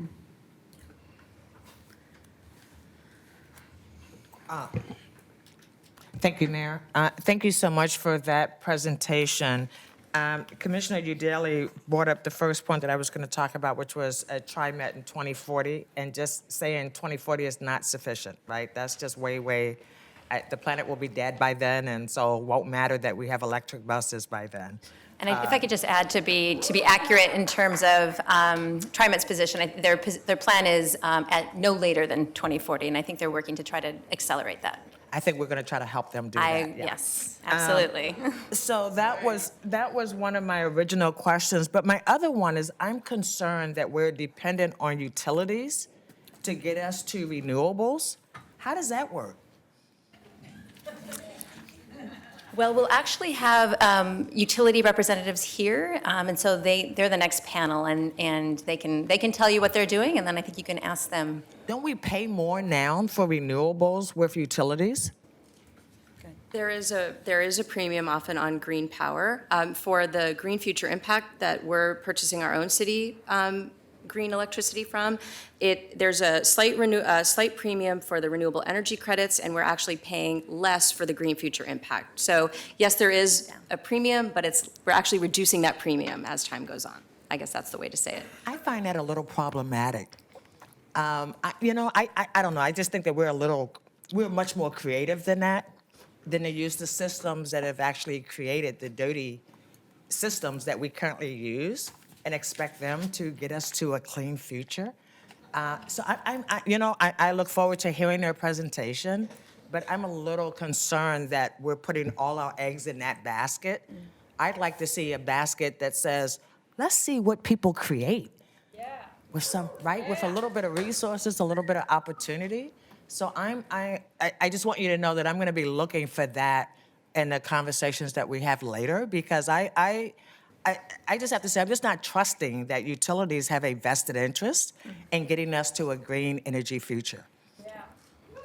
Commissioner Fritz. Thank you for the presentation. First of all, I have just a clarification with the poop to power. Wait for it. So yes, it's less polluting than diesel, and yes, it leaves naturally fossil fuel in the ground wherever it comes from, but it's still burning a fossil fuel. My understanding is that it's biomethane, it's not fossil methane. It's coming from But it's still the carbon. wastewater. Yes, but it's still carbon, so it's still, is it because we're putting it into vehicles which then have catalytic converters or whatever they have? It's not fossil-based methane, so you can't compare it to what's being taken out of the ground. No, but methane is still carbon-based. So if we're then burning it in cars, we are putting carbon into the atmosphere. No? Maybe somebody I know that Northwest Natural is going to present, so maybe I can get some more clarification then. I think that would be good. Yeah, I mean, it's certainly better than using diesel, and it's certainly better than burning off the methane that's happening at the plants anyway and not doing anything with it. So multiple benefits, and I've supported it multiple times. So there's that. And then the other thing that I wanted to just echo Commissioner Udaley's need for support for TriMet. We did get into the comprehensive plan a policy that we seek to reduce and maybe even eliminate fares for TriMet riders. At the same, and of course, it's great that we have light rail, which is not running on gas. So I would like us to, especially next year with the long session, or in the interim, be looking at how can we support TriMet to both change to truly renewable energy and also to make it so that people don't have to use those nasty rideshare companies, which are not efficient and are not ride shares. They are actually cars driving around constantly trying to find people to take places rather than having a really efficient public transportation system that would allow everybody to travel in a sustainable way. We're missing our poop to power expert, Commissioner Fish. I wish you were here. Yeah. Thank you for saying those things, Commissioner. I'm feeling a little under the weather today, which makes me slightly more docile than usual, but I'm bound to get riled up by the end of this. Just conserve your strength. We've got Okay. Yeah, many we have things a on the agenda long- this afternoon which are really important, so, yeah, thank you. All right, good. So we have some invited testimony. Invited guests. There's 3 plus panels, the way I look at this, so I'll ask people to be as brief as possible, because as you know, we have a long agenda going forward. The first panel are our utility experts we have, and we appreciate them being here. From PGE, Dave Robertson; from Northwest Natural, Bill Edmonds; and from Pacific Power, Scott Bolton. Thank you all for being here. Sheila We Holden, appreciate it. excuse me, from Pacific. I'm sorry? Power. From Pacific Power will be Sheila Holden. Sheila's in. Great, thank you.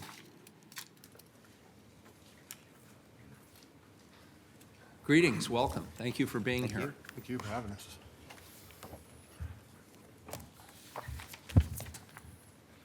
All right, Thanks. Commissioners, Mayor Wheeler, thanks so much for the chance to be here. My name's Dave Robertson. I'm with Portland General Electric. We really appreciate the city's partnership in trying to go further and faster on deep decarbonization. We spent the last several years developing our own goals around climate justice and deep decarb, and we're working. It's great to have partners like you, especially on the Green Future Impact Tariff, to move things further and faster. We set up a goal a couple of years ago of an 80% reduction by 2050. That was before the latest International Panel on Climate Change report that says we've got to go a lot faster. And so for us, as we look at the landscape around policy, both at the local level, at the state level, at the federal level, we have a utility system that's been built over years on decades-long projects, and that just can't happen anymore. So we've appreciated your help at the legislature, your help at the Utility Commission to try to move forward with the green tariff. And there's a lot more we're going to need to do to keep things moving faster. I'm here today to affirm that we're with you in trying to help implement your 100% clean energy goal. We're grateful for the help on everything that you've done so far. I believe that the actions that we're taking now are working to get us there. But again, as I say, we've got a great tool in the utility in that you can get us to, it's a large entity that you can get to move at scale, but we're not used to moving at scale. And so not only our own culture is a little bit slow in that, but I think the regulatory mechanisms and even the legislative mechanisms are geared for a lot slower deliberation. But I think we have a better sense now of what we need to do, and we need to have the courage to move a lot quicker. Sorry, I'm having trouble reading. So I think we talked a little bit, Andrea Jacob did a great job talking a little bit about some of the projects and programs we have in place. One of them is our electric avenues, one out at Eastport Plaza, one downtown in the city of Portland. We're also putting them in Hillsborough, Wilsonville, Salem, and Beaverton. And that's just the first batch. We've got another proposal at the Utility Commission to significantly increase those. We also are working to try to work on the smart grid. And that really is what I think we're calling the virtual power plant. So part of the trick with all the solar on rooftops and batteries that are going to be out in the field, and even electric vehicles that are grid connected, is how do you integrate all that? What's the technology you need to do it? And we found even through a really cold day in March that when we asked our customers through our thermostat program to reduce energy on that really cold day across our system, in that short time, that half hour where we really needed the help, we got 50 megawatts of help just with the little baby plan that we've got in place right now. And so I think as we look to really build that out in the future, that's an exciting place for us to go to really enable our residents and businesses to be a part of this change that we need to see in the energy system. So last, I think I just want to thank you again for your help. help. I know we're going to be coming to you asking for more help. I know you're asking us to go faster and do more. I hope with our workforce that's really dedicated to our strategy of decarbonization and electrification, we can get there, and working with our neighborhoods and working with our different communities in Portland and in the metro region. So thank you again for the chance to be here, and happy to take any questions if you guys Thank you, have and time. thank you for your collaboration on these efforts. We appreciate it. Thank you. Commissioner Fritz. Just a couple of comments. People might not be aware of the smart grid test that you did because it wasn't everybody that got it. My son happens to live in the area where it was a tech pilot, and basically he got a text on his phone to say, "Don't do your laundry at this time," or turn the lights off. You got my son to turn the lights off. I'm really excited about this. Thank you. Yeah. And you get a rebate. So if I'd just realized that bribing with $1 or $2 would have done the job, I would have done it a long time ago. Anyway, the other thing is, sorry, dear. Thank you, Commissioner. You have on here that you are supporting TriMet to electrify its bus fleet, including electric bus charging infrastructure, TriMet's first all-electric bus route, do you remember which that route is? I think it's Route 58. It's from Washington Square up into the Sunset Transit Center, and it sort of loops in that zone. I pass them when I'm out there in the Highway 26 area. You'll see. So it sounds like you are definitely on that and are working with TriMet. So as Commissioner Udaley said, please let us know what we can do to support that effort. Thanks, Commissioner. Yeah, TriMet's been a great partner. We're meeting with them quarterly just to try to figure out how we can do the infrastructure work they need in the most rapid fashion. We've got the overhead charger at the Sunset Transit Center helps charge the buses, and then we're working on the Powell Garage with some battery resiliency in that area as well, because I know that's where the Emergency Operations Center is. So, Could you take just a few sentences to describe the electric avenues for people who aren't familiar with that concept? Certainly. So Electric Avenues initially started with a partnership with Portland State up at the school, and then I think they went on the building spree and needed to move us. And so we've moved it down near the World Trade Center. And what it is, it's essentially like a gas station, but for electric cars. And so you're able to have rapid chargers there that will get your car charged in 15 to 20 minutes. Maybe more like 20 to 30, but it'll get you up to 130, 35 minutes, but up to 80%. It's a pretty quick charge in 15 to 20. And then we also have some what they call level 2 chargers, which are a little slower, will charge you in a matter of hours. But the idea is to provide those to assure people that there's some infrastructure out there that is well maintained and that we spend time making sure is ready when they are to fuel their car. I think a lot of folks are going to be charging at home or at their apartments. We've got a plan that's called our Drive Change Fund that's using clean fuels dollars. And we've turned that into a grant program, and Fourth Mobility is helping us administer that. And the idea was to really work on multifamily housing and other places where you just have people who don't have a home, that's one that is a single family dwelling, and other places where we can help provide that assurance of infrastructure where the community members really need it and can feel confident about the purchase. Appreciate it, Dave. Thank you. Good afternoon. Good afternoon. Mayor Wheeler, Commissioners, my name is Bill Edmonds. I'm Northwest Natural's Director of Environmental Management and Sustainability. I've submitted a letter, but from my testimony, I ask that you remember two things: leading the way and leaving no one behind. First, leading the way. Each year, significant greenhouse gas emissions from dairies, landfills, and the like are released into the atmosphere. This DOE report, ODA report recently out, makes clear that together we can capture this waste, instead creating renewable natural gas in Oregon and putting Oregonians to work. For a sense of scale, all that currently wasted energy is enough to supply every home using natural gas in Oregon. And Portland is already leading the way. As we heard through our partnership at BES's Columbia Boulevard Wastewater Treatment Plant, you've made Portland a national leader on this newest renewable natural gas. Thank you, Council, and a deep thanks to Commissioner Fish. With leadership from Senator Dembro and the city's support, this summer marked the passage of SB 98. This is the most ambitious law in the country, allowing us to purchase renewable natural gas. We want to be the first.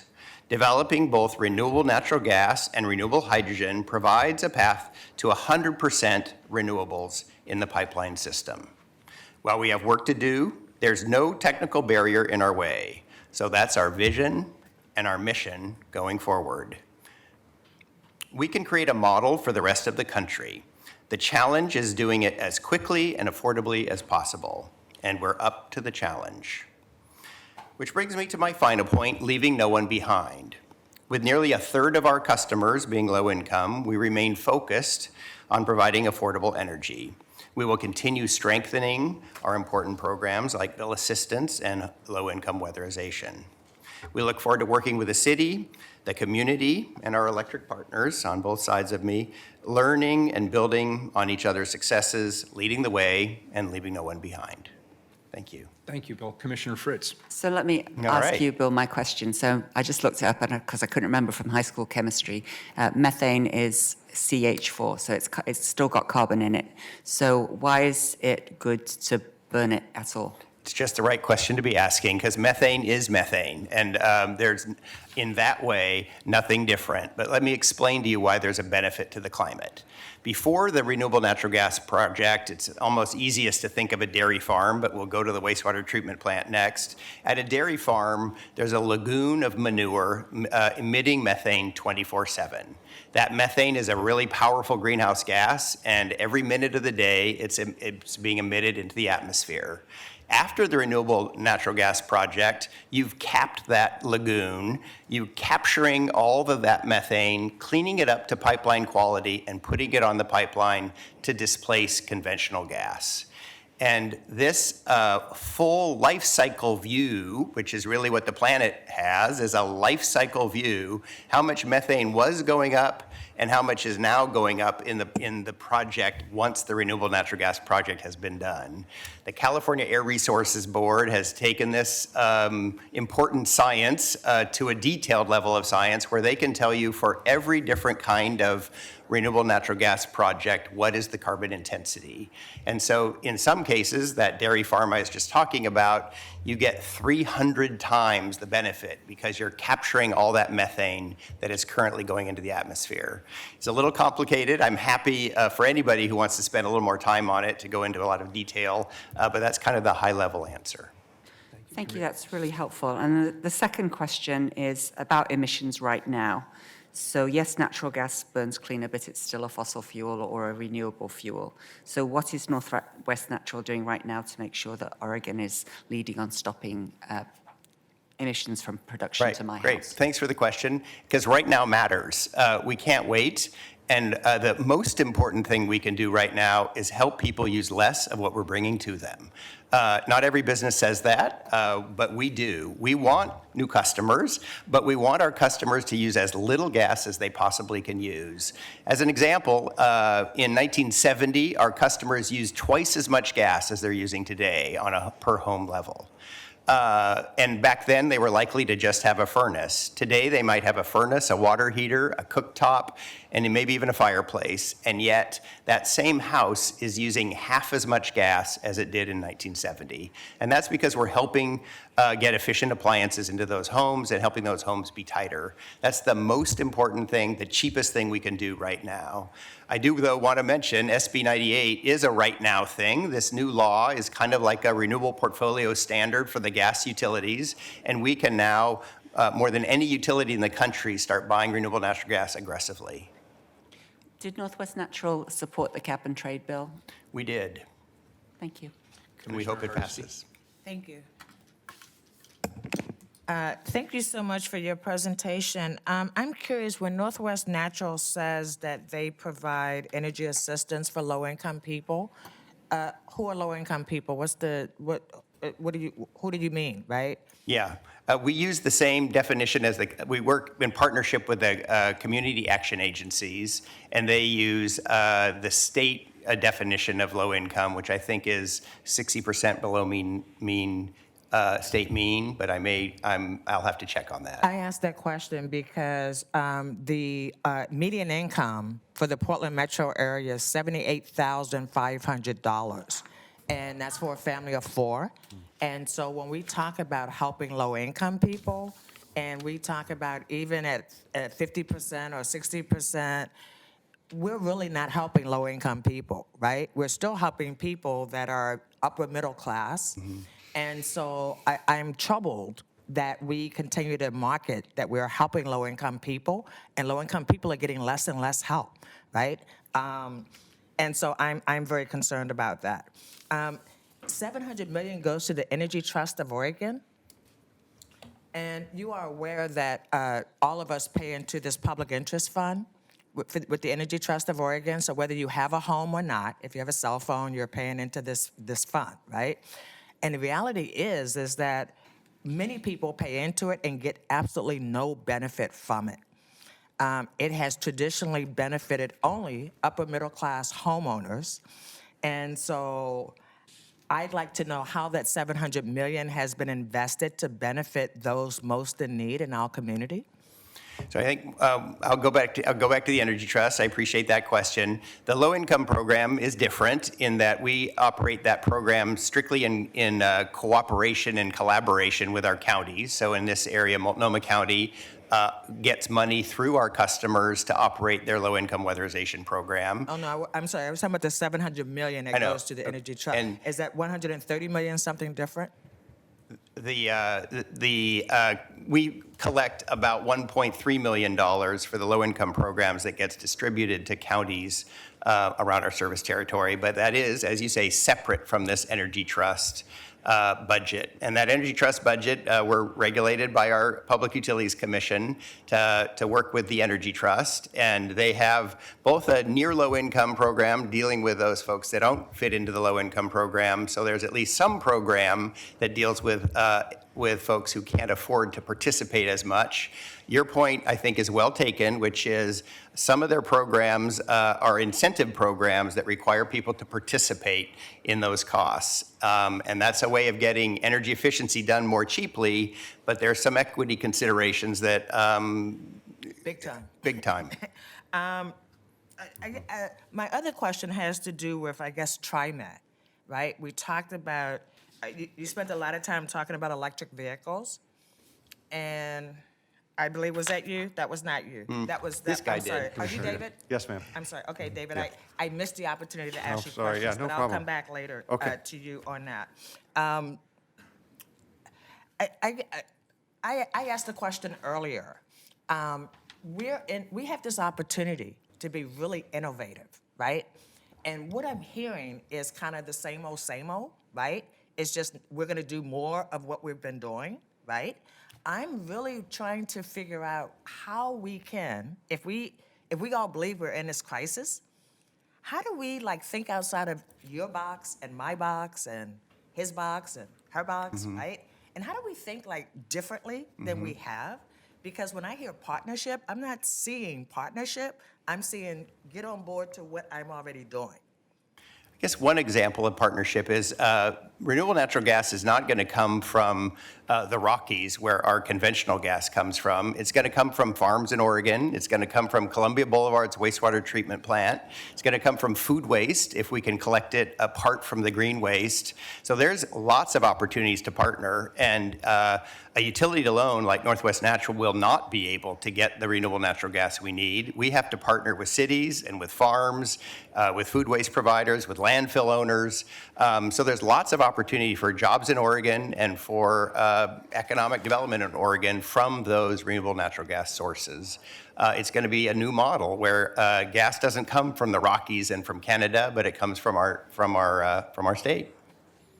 Thank you. Would you mind if I went back to David?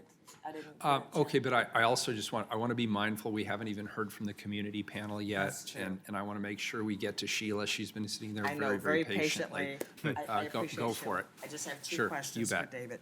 Thank you, David. Thank you, Mayor. I'm sorry, I was asking questions that I should have been asking you. Oh, no and problem, I yeah. apologize for that. And so you talked a lot about the electric vehicles, Yes, ma'am. right? Which is fine and dandy, but I live in a neighborhood where, that's just not something we have, right? We're trying to eat, we're trying to keep a roof over our head.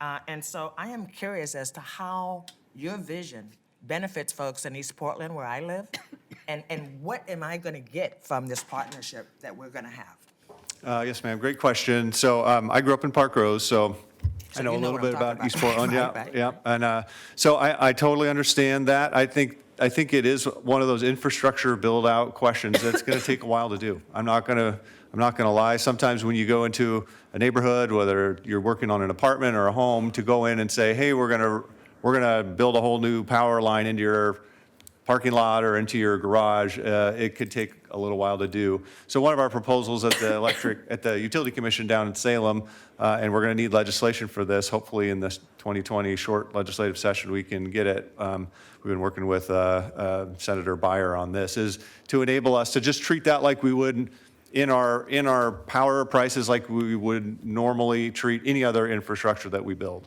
And so right now it's a special charge, and that's hard. I mean, you can't afford that if you go to PG and say, hey, could you extend the line to my house?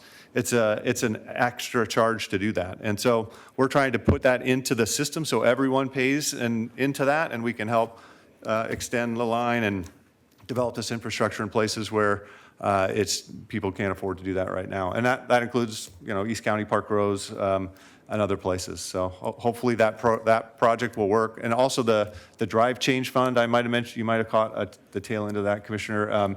That's right, this year was $4 million from the Clean Fuel Standard.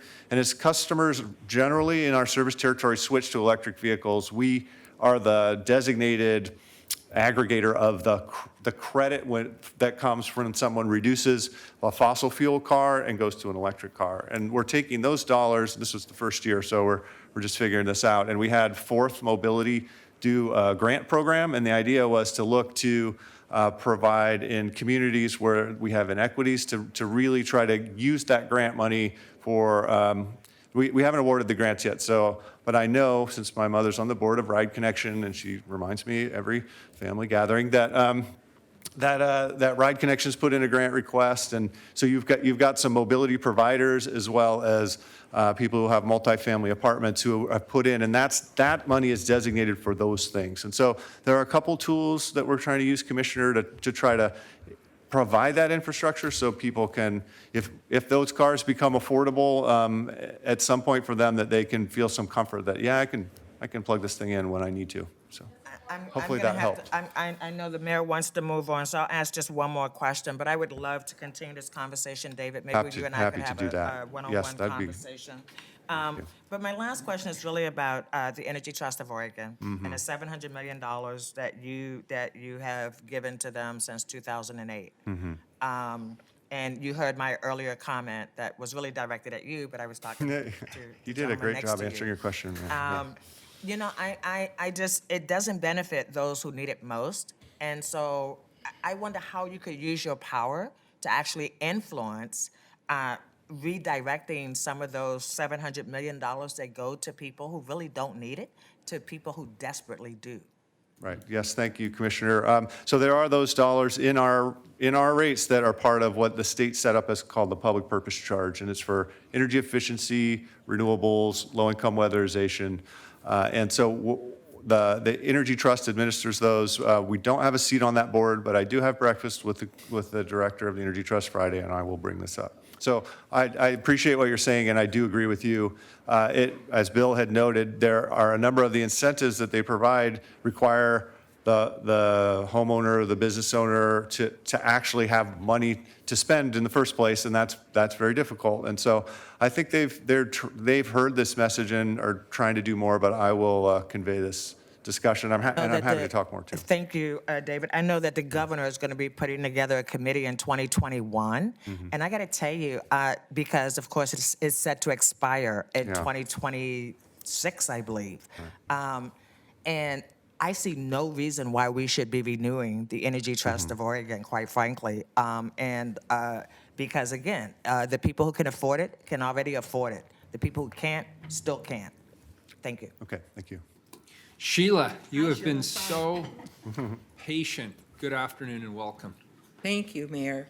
My name is Sheila Holden. I'm Pacific Power's Regional Business Manager. Thank you, Mayor Wheeler, members of the City Council, and city staff for the update today. And thank you for the chance to share how Pacific Power is moving toward a clean energy future and ways we can further our current strong partnerships to help reach Portland's goals. First, Pacific Power's most recent resource plan shows a marked change in direction for how the company will generate power for our customers. By 2025, Pacific Power will be a national leader in wind, solar, and storage. This will help facilitate the clean energy transition both here in Portland and across the West. We also know that Portland wants to go further and faster and believe we can help you get there. Our national recognized customer and community renewable energy programs continue to grow and evolve for those who want to do more. Pacific Power Blue Sky customers have supported 17 local renewable energy projects, including projects at the Juneteenth Delta Community Center and the Hacienda Development Corporation. Larger customers like the Portland Trailblazers and the Oregon Convention Center have used our Blue Sky Select program to meet their own renewable energy goals. We believe the Blue Sky Select model can be customized to help local governments like Portland meet renewable energy goals as well. Pacific Power is committed to working with the city and partners across the city to get us where we need to go. And that means getting everyone there, the low income, the communities of color, our various customer classes, and the city of Portland. I look forward to continuing this conversation and want to thank you again for both the update and the opportunity to weigh in here today. Thank you. We appreciate your being here. Commissioner Fritz. I would be very interested in hearing more about the Blue Sky Select program. You mentioned that the city could maybe do what the Trailblazers and the Convention Center have done. So if you could get me some information on that, I'd really appreciate it. I'm also going to ask you the question I asked. Did Pacific Power support the cap and trade bill? Pacific Power did support the cap and trade bill. We also supported the coal to clean so that by the year 2029, Oregon customers will not be paying for coal in their rates. And we also sat at the table 12 years ago when the original Renewable Portfolio Standard Law was put into place. Thank you. Thank you. Thanks, all three of you. We appreciate it very much. Thanks for being here. Thank you for your time. I'm going to move the community panel next. If our Bureau colleagues would not mind, I'll hold you off till the end. So we'll hear from the community panel. Portland Youth Climate Council, Ella Schreiner is here. Oregon Physicians for Social Responsibility, Luvia Morello is here. And 350 PDX, Brooke Kavanaugh. And from Verde, Oriana Magnara is here as well, I believe.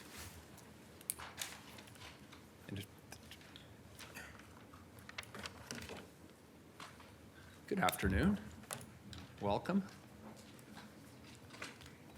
I'm having a fangirl moment, just so you know. Oriana, would you like to start? Thank you. I'd like to start by confirming that we still only have 2 minutes because all of the utilities had more time than that. As you can see, I'm not being in any way restrictive about it. I'm just being mindful of the fact that we have a heavy agenda. So make your points, but be mindful of the fact that we have a lot of other people and items as well. And if everybody could also identify their name for the record, please. Thank you. My name is Ella Schreiner. I'm a senior at Grant High School, a lead organizer for the September Climate Strike, and a founding member of the Portland Youth Climate Council. I appreciate the opportunity to provide a youth perspective. When the 100% renewable energy resolution was first being discussed at the city and county, we were concerned about the lack of engagement with youth and the failure to recognize that youth, like other frontline communities, will be disproportionately impacted by climate change. As a result, we came to City Council proposing an amendment to the 100% renewable energy resolution, which authorized the creation of a youth council to advise the city on climate policy. That amendment passed unanimously, leading to the formation of the Portland Youth Climate Council and to my being here today in front of you. PYCC's message today is very simple. We need bold action, and we need it significantly faster than called for in the 100% renewable energy resolution. When the resolution was originally drafted, it set a goal for 100% renewable energy for electricity generation by the year 2030. By the time the resolution came for a final vote, corporate utilities had successfully pushed the date back by 5 years to 2035. Last year's IPCC report and reports issued since then have made it very clear that we don't have that extra time. So we are here to emphasize that the city and county must be working on a shorter timeline. We have a few specific comments that we'd like to address to the utilities who are presenting this afternoon. First is to Pacific Core and Pacific Power. Pacific Core, Pacific Power's parent company, is the largest emitter of greenhouse gas pollution in the western United States. That's not something to be proud of. Currently, 60% of Pacific Power's electricity generation comes from coal. Even though an economic analysis showed that 13 of their 22 coal units are currently no longer economically viable, Pacific Power is being slow to make plans to close most of these units. In fact, in their current IRP, they plan to keep a third of their coal fleet operating well past the mid-2030s. This means that Oregon customers will be paying millions of dollars more to get their electricity from dirty, climate-killing sources than they would from cleaner options. This is wrong. Pacific Power should be putting an aggressive plan in place to shift their portfolio much more rapidly to renewables while simultaneously planning for a just transition for workers currently involved in coal-generated power. Northwest Natural. Northwest Natural likes to point to the possibilities presented by what they refer to as renewable natural gas. We all know that methane is a more potent greenhouse gas than carbon dioxide. So yes, we do want to capture methane from landfills and wastewater treatment plants. However, that methane should not be used as an energy source on site. That methane should be used as an energy source on site, sorry about that, and not added into our current gas pipeline systems to be mixed with fracked gas. Sprinkling in a small percentage of RNG does nothing to change the reality that the use of so-called natural gas is killing our planet. Yes, it burns cleaner than coal or oil, but the tremendous unregulated leaks at production facilities and in pipelines along the routes to markets make it as bad or worse for the global climate as any other fossil fuel. As an industry, Northwest Natural needs to recognize that they don't actually have a future in fossil fuels, and then they need to be diversifying their portfolio and shifting their business model accordingly. It is understandable that they might not want to do this, and I recognize that Northwest Natural is influential in our local economy and politics. But the health of our planet and our futures depends on transitioning completely off of fossil fuels. And to give Northwest Natural a necessary push along the path to a new business model, the city needs to make strong demands that recognize that there is no role for Northwest Natural in our city's future. We need to follow the lead of cities like Berkeley and San Jose and ban installation of gas in new construction, and then incentivize homeowners and businesses to convert from gas to electric. In short, Pacific Power and Northwest Natural, as well as PGE, all need to ramp up their action, and the city needs to apply pressure to see that that happens. There is no presentation scheduled from TriMet in the city's 100% renewable update, but the report does recognize that our overall emissions from transportation have been rising, and we need to get people out of their cars. The efforts to decrease congestion by building more freeway lanes is wrong on so many fronts, and research has shown that this actually ends up causing increases in both pollution and traffic congestion. It would be far better to make our city one where public transportation is desirable for all, rather than an inefficient form of transportation for those who lack the means to travel by car. We need to be dedicating lanes for rapid bus transport, increasing our service to reach all neighborhoods, and making it the smart choice for everyone to travel by bus and light rail. Thanks to the youth who have been fighting for Youth Pass for decades, the city is slowly coming around to recognize the importance of Youth Pass. That would be a success that has been far too long in the making. But at this point, we need to move more boldly, and we should be seriously considering funding free public transportation for all residents. And while making public transit the best means of travel, TriMet needs to be rapidly electrifying their bus fleet, beginning with an immediate commitment to stop purchasing new diesel buses. TriMet keeps their buses for an average of 16 years, which means that the 64 diesel buses put into service this year will still be on the road in 2035. TriMet's steps towards electrification are far too slow. According to TriMet's website, they say, and I quote, "We'd love to transition our fleet faster, but that there are factors that make 2040 a more realistic and responsible goal. And as youth, we say we'd love to have a future. So one of the factors you consider should be the fact that science is telling us we no longer have time for incremental steps. The transition to 100% renewable energy will not be without obstacles, and we understand why politicians and corporations are reluctant to take bold action. But we're afraid of what will happen if we don't quickly move to clean energy and dramatically lower our emissions. We understand the economic arguments for incrementalism, and had we tackled this problem decades ago, a gradual weaning from fossil fuels could have been a reasonable approach. But that time has passed. Today's reality calls for strong vision and bolder action. Thank you. Thank you, Ella. Appreciate it.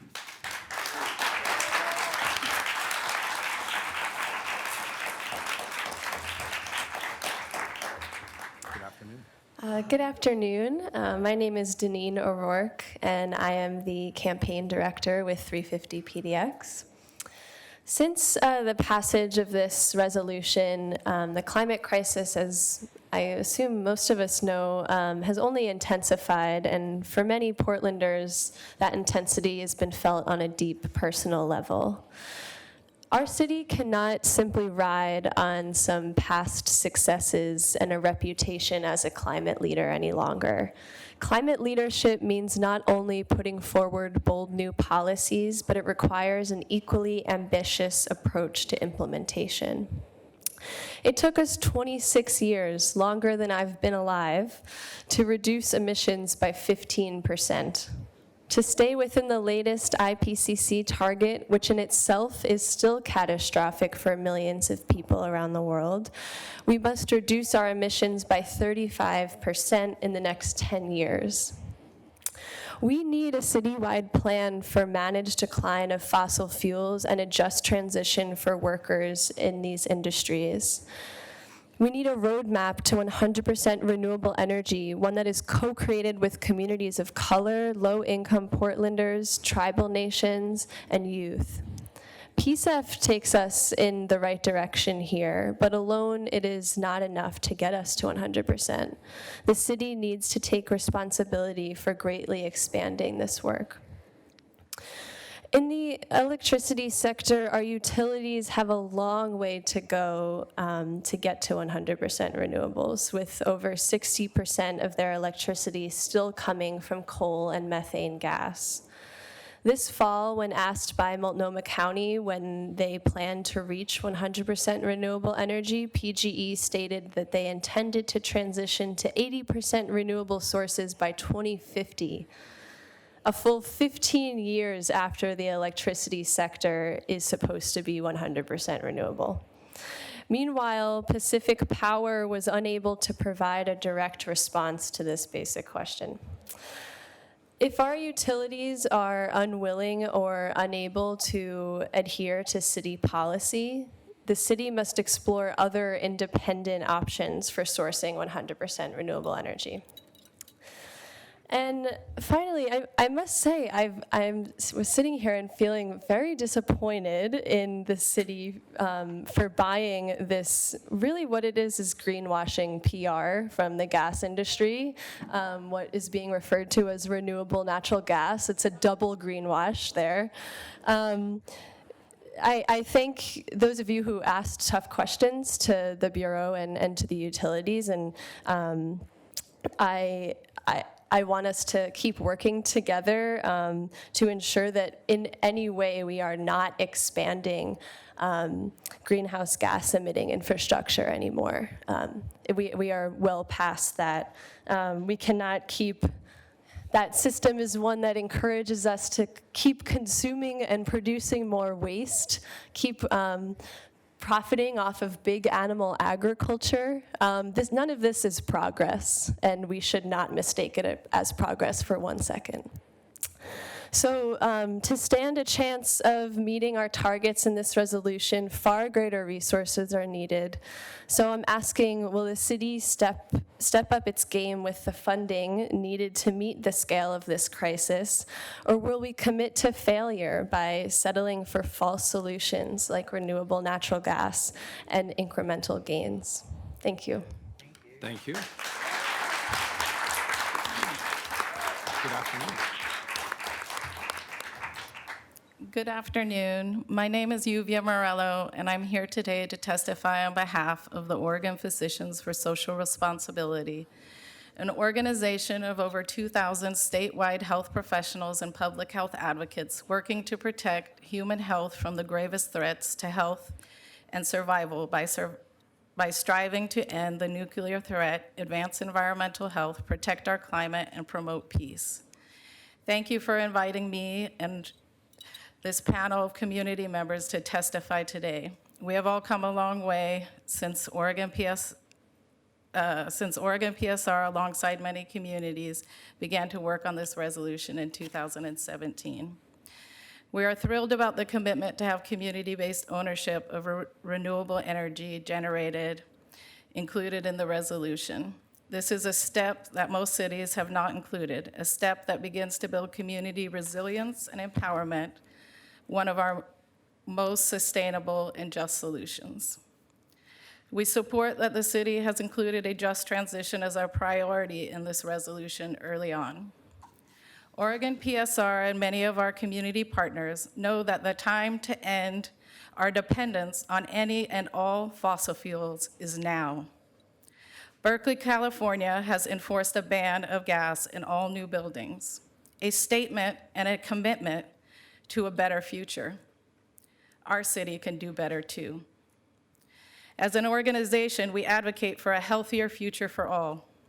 Our research shows current energy sources such as methane gas, nuclear power, forest biomass, and incineration of medical and municipal waste are not only false solutions, but are contributors to our climate crisis. These energy source examples are not only damaging our land, water, air, animals, and fish, but are in fact responsible for negative human health consequences that our hardest working communities are most vulnerable to. We can do better.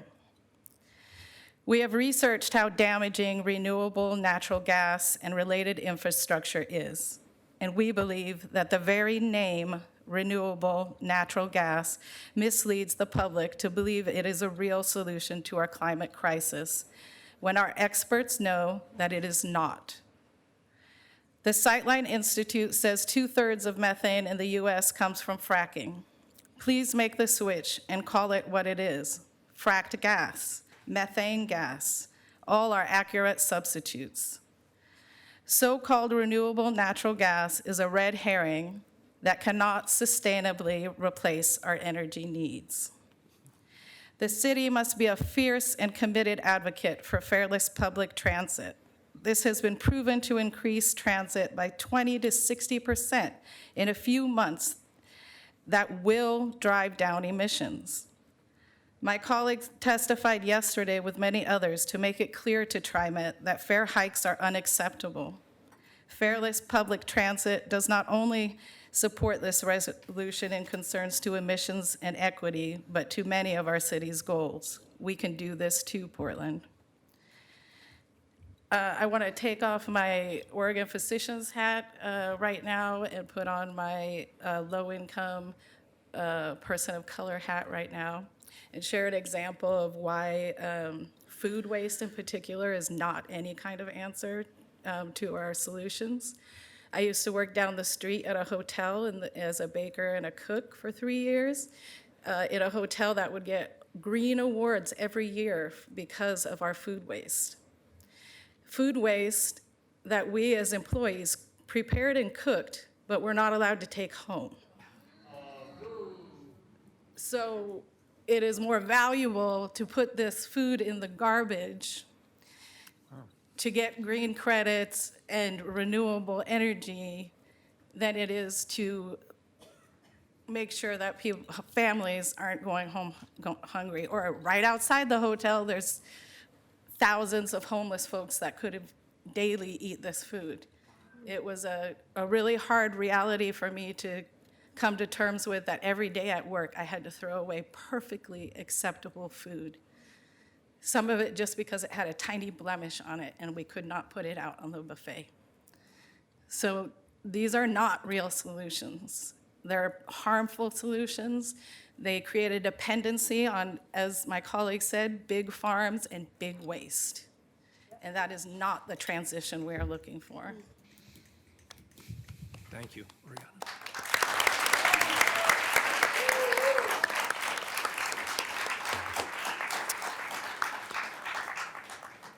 Good afternoon. For the record, my name is Oriana Maniera. I use she, her pronouns, and I'm the Climate and Energy Policy Coordinator at Verde. For those who are not familiar, Verde builds environmental wealth for communities through organizing, advocacy, and social enterprise. We work mostly out of the Cully neighborhood and have developed an energy plan to fight displacement and build resiliency for that community. In 2017, Verde was one of the organizations who helped shape the 100% renewables resolution, and we are grateful for the partnership with the city and the county that was necessary to center the policy around community and a just transition. For what I hope to focus on today, I'd like to go back to the comments from Commissioner Hardesty around the question of, do we have to do this work through utilities? And I'm here to talk about the community-based sources that are an essential part of our goal. This idea that we can move towards a more decentralized system, that it's not enough simply to decarbonize, but that we must actually address the systemic issues that have led to this problem, that growth and extraction, and focus on more community-led solutions that are localized and support local jobs, wealth building in communities, and move away from a more capitalist and extractive economy. Initially, we pushed for 50% of electricity generation to come from community-based sources. As we often are, we were told we were too ambitious and that the number was reduced to 2% by 2035 and 10% by 2050. Our resolve is not lessened to fight for as much renewable energy as possible that is community benefiting, community controlled, and community owned. For communities like those who live in Cully, wealth building opportunities have been historically inaccessible by design. The racist histories of planning and banking have left Black, Indigenous, and other people of color without homeownership opportunities or the capital to invest in solar panels or efficiency upgrades. Shared or cooperative energy projects that provide local jobs are the opportunities we need to reframe the green economy so that it serves first those who are marginalized and oppressed. This is the model that Verde has operated under for 14 years in our approach to green infrastructure, and through work at the Portland Clean Energy Fund, we hope to see it as one that is encompassing for the city. To be successful in these efforts, the city must accelerate investment in communities' ability to envision and act on the 2% and 10% goals. This means money not for engagement, but for community to organize itself, build projects, and to develop policies and programs that the city enacts around future climate policy. And PSEF is not the end of the systemic and seismic change needed to achieve justice. I am not the first person to name this, and it is not a suggestion, it is a demand. The effective and just climate policy and the success of our 2% and 10% goals are only possible if our decision-making is in the hands of those who have been most harmed historically, but who are resilient and full of wisdom. An example of this work, what it could look like, is the Zero Cities Project, facilitated by Verde, Opal, PALF, Apano, CCC, and the Bureau of Planning and Sustainability. Through this space, community members have learned about buildings, energy, and decarbonization, and have built on that work to plan and lead a forum for greater community through participatory action research. On Saturday, community will gather information about the priorities and challenges other community members see around buildings and energy and use it to develop a resolution of policy and program priorities that we hope will be passed by this council. Participants will also help to define community-based renewable energy so that there is a clear mandate to the city about the kinds of projects it can support towards its goals. This process has been an example of the kind of strong partnership that moves us toward 100% renewables. I would like to honor and show gratitude to the incredible advocacy and work from the two primary staff members who have worked on this project, Vin Mason, who is here today, and Tony Lamb. They are strong examples of the ethos and values needed by staff across bureaus to forward community-driven processes. But to be meaningful, this work must be funded fully. And this is work that takes both significant time and money. As we move into budget season, I would like to note that the sustainability side of BPS is short-staffed and under-resourced and needs greater support from council to ensure that it can continue to follow the lead of Black, Indigenous, and other people of color. Resources will also be needed to ensure that climate action planning has an anti-displacement and racial justice lens. In closing, I will repeat that this is not a suggestion, it is a necessity. Strong partnerships and process that are guided by values and justice is at the heart of community-based renewable energy. And we as a city cannot commit only 2 or 10% of the way. It will take full-throated, full-bodied resource support to succeed. Thank you. Thank you. Thanks all of you.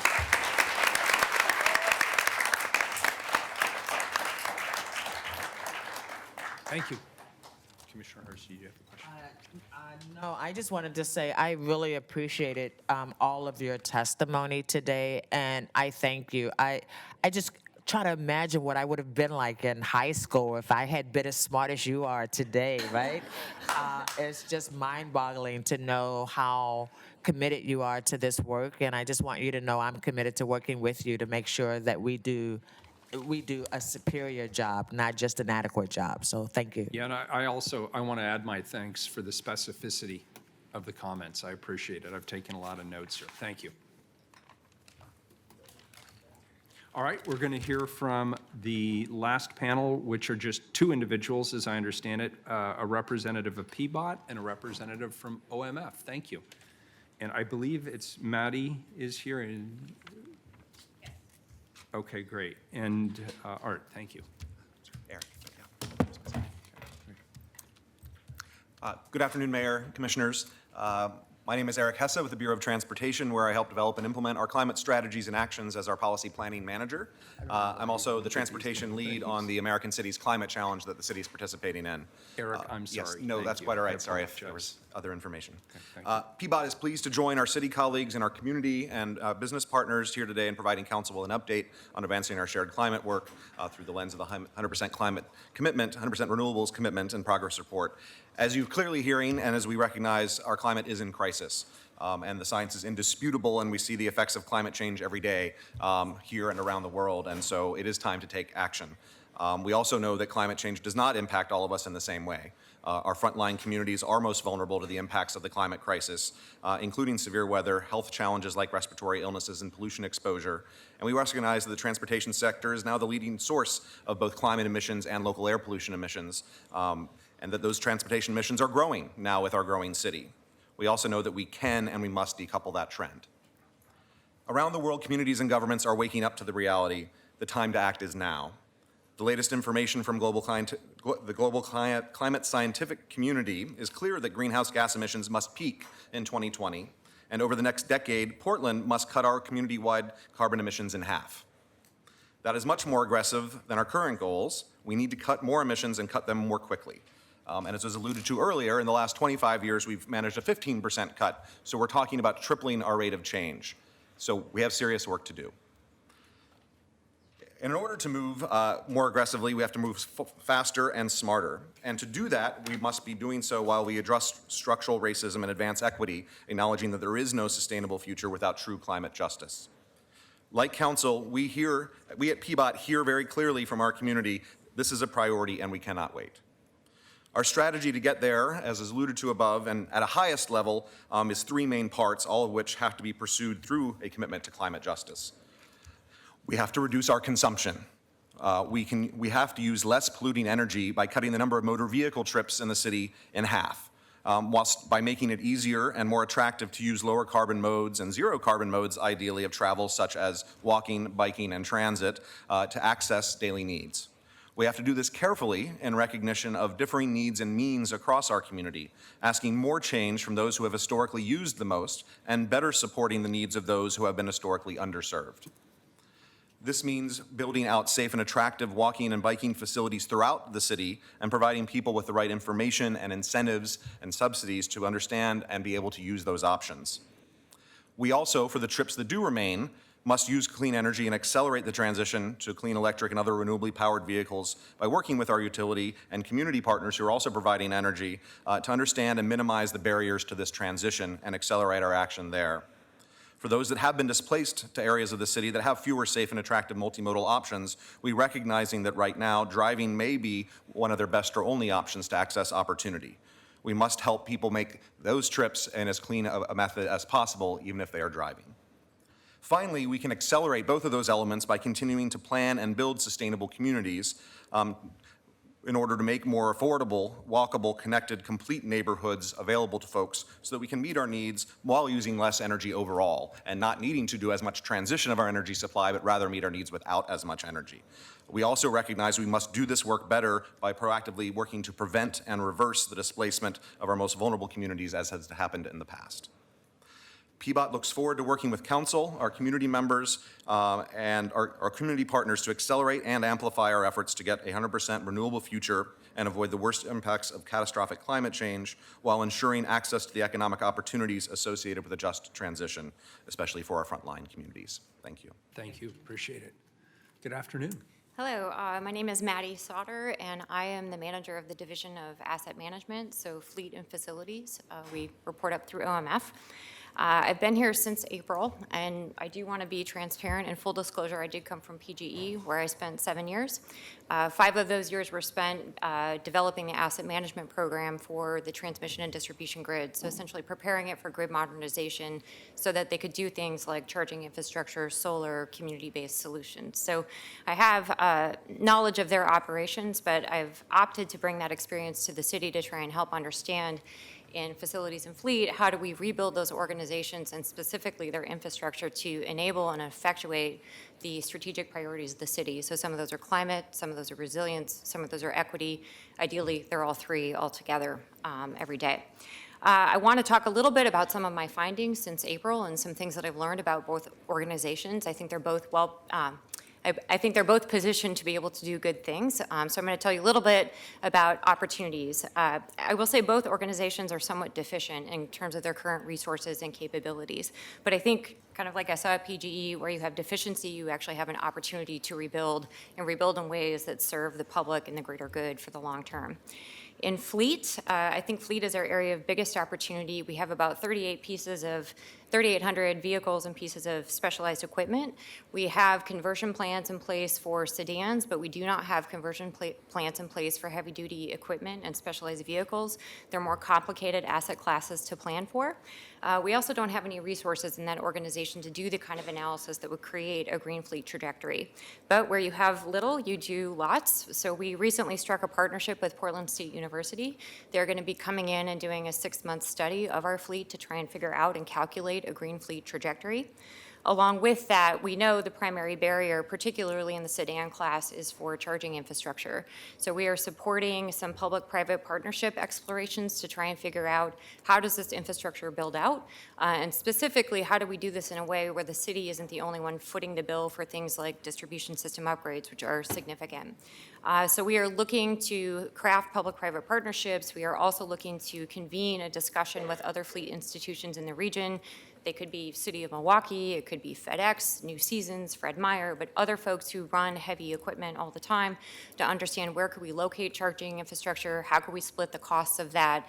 And I think there's a piece there where we could look into how do we help actually locate and design charging infrastructure so that the public can plug in and we can help effectuate broader EV conversion within the public. So trying to innovate in some of those spaces. We are also looking at our fleet headquarters to understand how it can support green fleet operations at scale. I'm going to be quite honest with you that the Kirby Garage, which is where City Fleet is located, is functionally obsolete. It is unsafe for our workers, and it is certainly not able to support EV operations at scale. Awkwardly, that's actually not a fleet problem, that's a facilities problem, and so that's probably a good transition for me to say we're doing a risk assessment at Kirby, but we actually think we're going to extrapolate that to the entire facility asset base at the city to try and understand both the overall health of that asset base, but also how it can help support strategic goals. It's also under a bridge, which is Yep. not where we want our fleet to be. I would concur with that. Yeah. Yeah, and in a landslide zone. So You learn something new every day. Fire sprinkler in 1/8 of the building, and we weld. It's very exciting. On the facility side of things, we are looking to do some energy audit work. We were directed to do that. BPS is actually facilitating that for us. I will be honest, I'm a little bit concerned that a wholesale energy audit that's simply focused on energy would be a little bit myopic. I think where we're going to find the greatest energy gains are in places like Kirby Garage, where we spend $90,000 a year just on electricity. That's a garage that should be torn down. So what I will be advocating for, you're going to see this in my budget package coming forward, is actually wholesale condition assessment of the asset base so that we can understand of the asset base, what should we be disposing of, and then what should we be acquiring, and then when we're acquiring facilities, what can we procure, obtain, onboard, what's the best, most cost-effective strategy for us to not just have adequate working spaces, but also to help hit the climate, resilience, and equity goals. So we are looking to craft a long-range strategy for that. There are a number of resources that we're missing to be able to do that, from a software system to staff support for those types of functions in our rate structure. But that is all information that we'll be coming forward to you with in the next several months to explain the state of that asset base. In the meantime, though, we are looking to do what we can. Where we know that we have facilities that we're going to keep, but they probably have some energy improvements, that's where we will be targeting energy audit work. But I do think that the need is actually broader than that. So these are the findings of my 9 months so far at the city. I think that there's a lot of work to be done in the Division of Asset Management, but that's why I'm glad I'm the damn manager. So. Awesome. Thank you both. We appreciate it. Commissioner Hardesty? Thank you, Mayor, and thank you both. I really appreciate your conversation. I really appreciate the conversation about our fleet and how we become more forward-thinking. I know you've had conversations with Fire Chief Sarah Boone, who actually knows about electric fire trucks that actually aren't made in the U.S. yet, but are available. And I know she's bringing one. Actually, she's going to park it outside City Hall at some point, so that we all have an opportunity to actually see what the future of fire will look like. I think this feeds very nicely into the conversation earlier about a citywide approach. My concern, as I listen today, is that we will once again piecemeal things rather than looking at this as a system of changes that we must make together, right? And so I didn't have a question. I just wanted you to know that I know we've talked before, but I also wanted you to know that we're thinking about that at Fire because, I mean, we bring these big gas-guzzling trucks to a lot of places, right? And sometimes we need them and sometimes not. So we have to do better, and we have to do better at a much quicker rate. But we will not be able to fund it all ourselves. And so when we talk about public-private partnerships, I hope that means that the private is bringing money to the public to help the public do what it is it needs to do. Because every time I hear public-private partnership, I feel like we end up on a losing end of the equation, right? So I'm tired of that. So I want to see us actually have a real partnership that really benefits the public. Thank you both. Thank you. Thanks for the excellent work you do. Thanks to all of your colleagues in the Bureau. Director Durbin, I'll ask you to come up and wrap us up, and then I'll entertain a motion. And then we'll take a very brief break, and it's my understanding the legislative agenda, we're going to try and speed that up a bit so we can stay close to on time. Great. Well, thank you very much. Welcome back. As you can see, we have a lot of work underway, and Commissioner Hardesty, to your point, one of the pieces of work that BPS is working on right now is to update our pathways analysis, and we're collaborating with PBOT on that to really kind of lay out kind of the next set of strategies and actions that we need to be taking citywide and with our partners across the community. So we will be bringing that information back next year as well. Very good. I'll entertain a motion. So moved. Second. We have a motion from Commissioner Hardesty, a second from Commissioner Udaley to accept the report. Carla, please call the roll. Udaley? Well, I was proud to help craft and co-sponsor this renewables resolution with the mayor's office 2 years ago. And while it was ambitious at the time, it didn't go as far as I had hoped. And as I reflect on it, I realized the reason that it felt ambitious is because it was the strongest renewables resolution any city had passed in the country. And frankly, that's a pretty low bar. We now know we're not moving quickly enough, locally or globally, to reduce emissions, especially from transportation. We must go further and faster in reducing emissions to have a fighting chance against the devastating and irreversible impacts of the climate crisis. The current targets in our 2035 Climate Action Plan are not aggressive enough. The latest science says we need to reduce more greenhouse gas emissions and make those reductions more quickly. So as a transportation commissioner, my primary focus will be on the transportation sector, but trust me, I'm not very good at staying in my lane, so I'll be poking around in everyone's business. As Eric mentioned, he actually stole half of my talking points, so this will be shorter.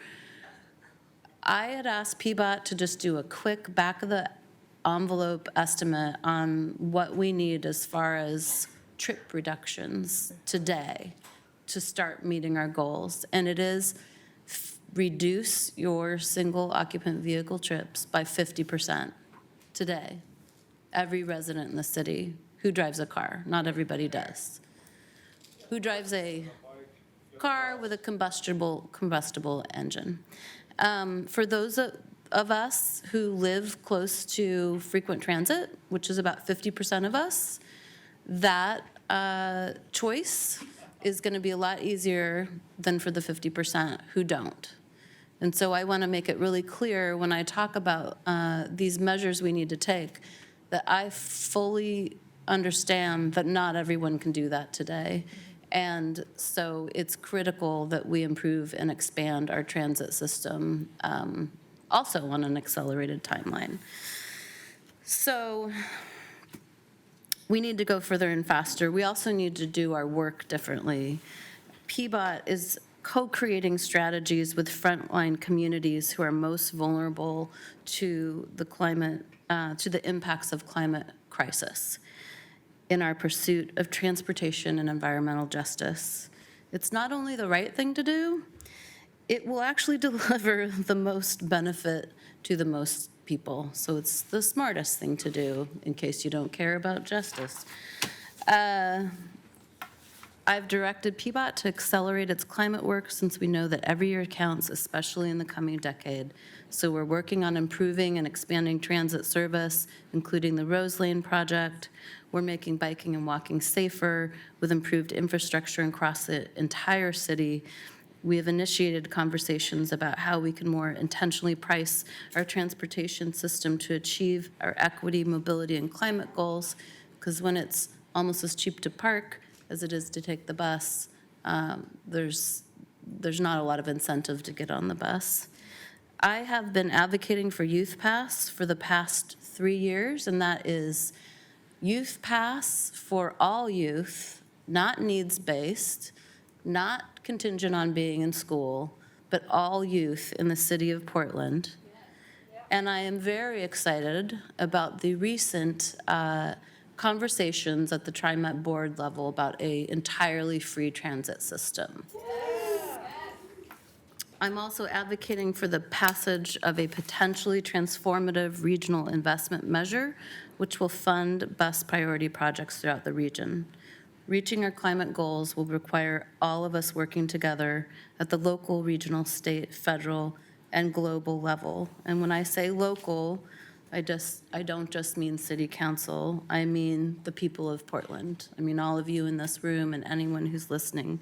We can't do this without your unwavering activism, advocacy, and support. While we are simply accepting a report today, there is nothing stopping us from bringing a revised renewables resolution back in short order that better reflects the current reality we now know we are facing. I vote aye. Fritz. We need to do more, and we need to do it faster. And we need to not only reduce our carbon emissions, we need to address them, which we're going to do in about 20 minutes with the tree policy. So thank you very much for being here, everybody. Aye. Hardesty? We must be bolder. We must be visionary. We must not allow past mistakes to stop our creativity. I believe that we have the talent in our community to help us shape our green future, and I don't believe we need to be dependent on utilities to get there. I am so proud to be a part of this city council. I know Mayor Wheeler has worked very hard on this resolution. I know he cares passionately about this issue. I know Commissioner Udaley and Commissioner Fritz and Commissioner Fish all share this sense of urgency. And so nothing that I'm saying today, I want people to take as diminishing the hard work that has gone into getting us here today. But I am not comfortable with accepting the status quo. I am annoyed that certain communities are being told once again, we just gotta wait for the infrastructure. We gotta wait for the infrastructure. I gotta tell you, East Portland's been waiting 50 years for the infrastructure, right? It's like, we're tired of waiting. We can do better, and we can do better on our own in real partnership, not partnership that actually sucks up public dollars for private gain. I vote aye. Wheeler. Well, thank you for everyone who testified today, including our outstanding City of Portland employees, but also our community members and our representatives from our utilities. This was a very good conversation. It opened up a lot of discussions. There were some good ideas that were put on the table, and I'm very appreciative. I want to also just clarify that this isn't just about energy and it's not just about the climate. This also gets to protecting our health, protecting our homes, and protecting our local economy. The opportunity is very clear, and we heard several people talk about creating a low-carbon city and a low-carbon economy that prioritizes frontline communities that have not only historically been shut out of the decision-making, but have borne a disproportionate share of the climate crisis.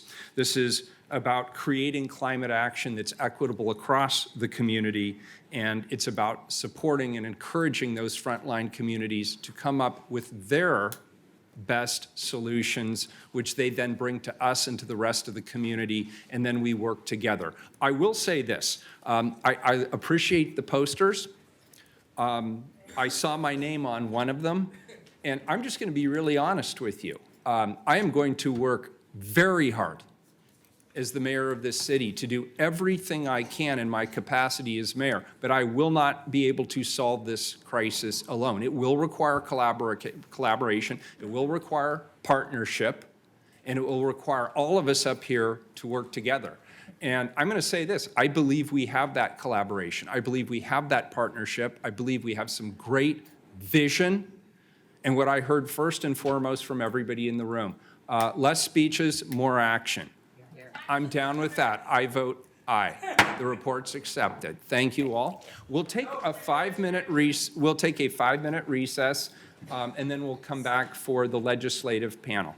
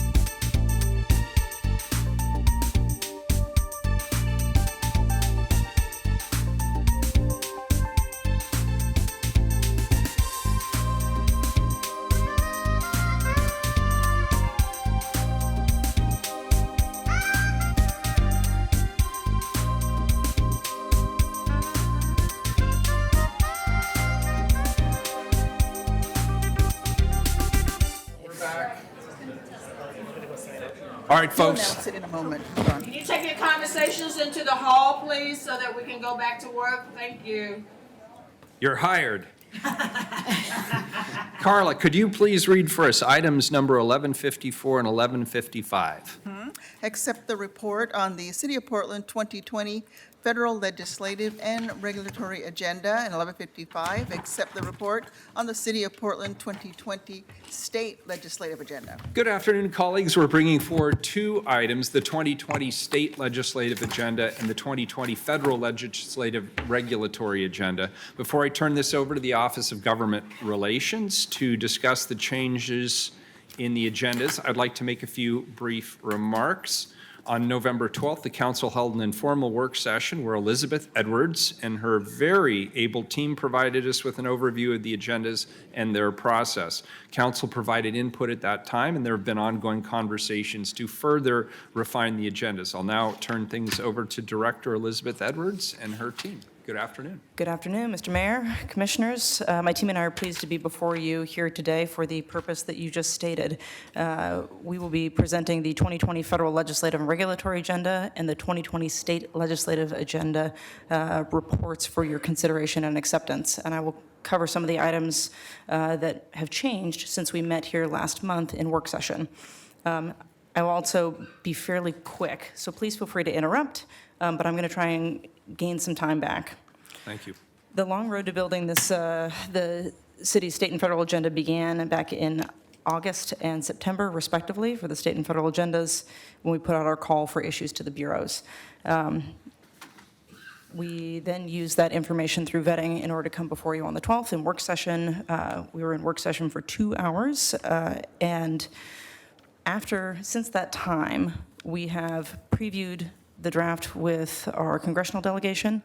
We've gathered additional feedback over the November legislative days down in Salem, and through meetings with key partners and stakeholders. And we've also been working really closely with your offices and bureaus in order to track down various inquiries and to make sure we're incorporating the corrections to the agendas that you saw in draft at work session. So first, I want to turn to the federal legislative and regulatory agenda and acknowledge the good work of Niels Tillstrom, our federal legislative manager, as well as Vicki Cram, our DC representative.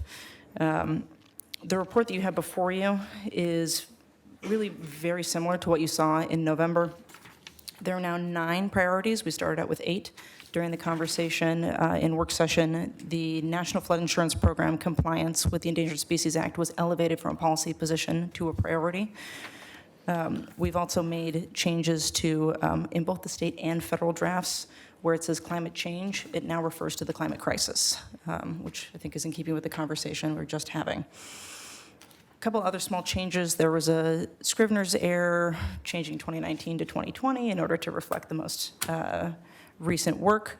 Under investment in mental health and addiction services, that's on page 3, we added language to strengthen that priority in light of council's discussion in November, and specifically call out access to Medicaid and Medicare benefits for treatment. We added more clear language under the growing, welcoming, and inclusive sanctuary city priority, and stated explicitly, per Commissioner Hardesty's comments, that Portland is a sanctuary city, and we value counting all people in the 2020 decennial census. And then under the policy positions, we made 2 changes. One was to the section on opportunity zones, calling out specifically support for the Opportunity Zone Reporting and Reform Act, which will bring additional oversight and transparency to that program, which is something that the council discussed. And last but not least, we amended the supporting public safety policy priority in order to specifically call out first responders and their role in that policy position. So now the title is Supporting First Responders and Providing Public Safety. That covers the changes between the work session draft and the draft that you have before you. I'm happy to pause for any questions on the federal side before turning to state. Okay. Turning now to the state legislative agenda. I want to thank the work of Stacey Cowan, our state government relations manager, as well as Eric Knoll, the state lobbyist, and Haley Tortorella, our associate, for their good work in putting all this together. There are 4 legislative priorities for the 2020 short session. And again, the draft is really similar to the draft that you saw back in November. The most changes were to the healthy environment section. That's on page 2. Similar to the federal agenda, climate change is now climate crisis in the document. We more specifically call out the impact of the climate crisis on Black, Indigenous communities, communities of color, and low-income communities. And we added a specific call out to the Portland Clean Energy Community Benefits Fund. We also added language about protecting voter-approved local measures under the local decision-making section, as well as calling out specifically protecting PSEF under that local decision-making section. Last but not least, under the healthy environment section, we changed references in that subsection on mitigating risk of fossil fuels from crude oil to fossil fuels because it's a broader and more inclusive term. The public health and housing priority now has an additional sentence that adds emphasis that the city is going to strongly advocate for greater investment in and reforms to improve the behavioral health system statewide. That came out of the robust discussion that we had back in November. The public safety section, public safety and accountability section remains the same. So those are the changes from the November version and the version that you have before you on the state agenda. Pause here for any questions. Commissioner Hardesty. Thank you, Mayor. I just wanted to say, Elizabeth, thank you so much. You and your team, I thought, did an excellent job in hearing the concerns that were raised when we met. Was that November? Yes. In November, and it's clearly reflected in the documents. I appreciated the briefing that I had earlier today, and just want you to know that I'm always grateful when we have those conversations and something actually happens because we talked. Right. So thank you very much. Great work, and look forward to getting on with the session. All right. Thank you. We Excellent try. work. So, in closing, next month, we'll be back in Salem for January organizational days, starting on the 13th. We can expect bills on the 27th of January. Ballpark, roughly 275 measures we expect to be introduced for the short session. And that's, again, a 35-day session, which will start on February 3rd. We will have our legislative breakfast on January 7th. That's an opportunity for you all to talk with the Portland legislative delegation. And again, I want to thank my team for their hard work and thank the council for their robust input in this process, and really just a pleasure to represent the city. Thank you. Thank you. Excellent. I'll entertain a motion on item number 1154 unless there's any further questions. Second. Commissioner Udaley moves on 1154. Commissioner Hardesty seconds. Please call the roll. Udaley? Thank you, Director Edwards. I'm pleased with these recommendations, especially as you know, protecting our local power. I vote aye. Fritz? Thank you for all your work on this. Obviously, the short session is more of a carry on what we've been doing. And I know we're all committed to doing a more extensive public process next year, or earlier next year, to make sure we start planning for the long session in good time. Thank you for your work. Aye. Hardesty? Thank you all. Appreciate the hard work and look forward to the sessions. Well, one of them anyway. The state one is probably the one I look forward to. I vote aye. Wheeler? Good work. Aye. The report's accepted. 1155. Any further presentation? Any further discussion? Call the roll. Oh, excuse me. I'm sorry. Move the report. It's a report. I'll take a motion. Second. Oh, move. I moved it. You seconded it. Now we can call the roll. Udaley? Aye. Fritz? Aye. Hardesty? Aye. Wheeler? Aye. The report's accepted. Thank you, and thank Thank you you. for truncating the presentation a little bit today. We appreciate that. Believe it or not, we're 5 minutes early. We'll take a 5-minute break. What about the pizza? Well, let me ask. We could go to PSEF next. What do you think about that? Yeah. It's late enough. I think it's okay. All right, why don't we go to 1157?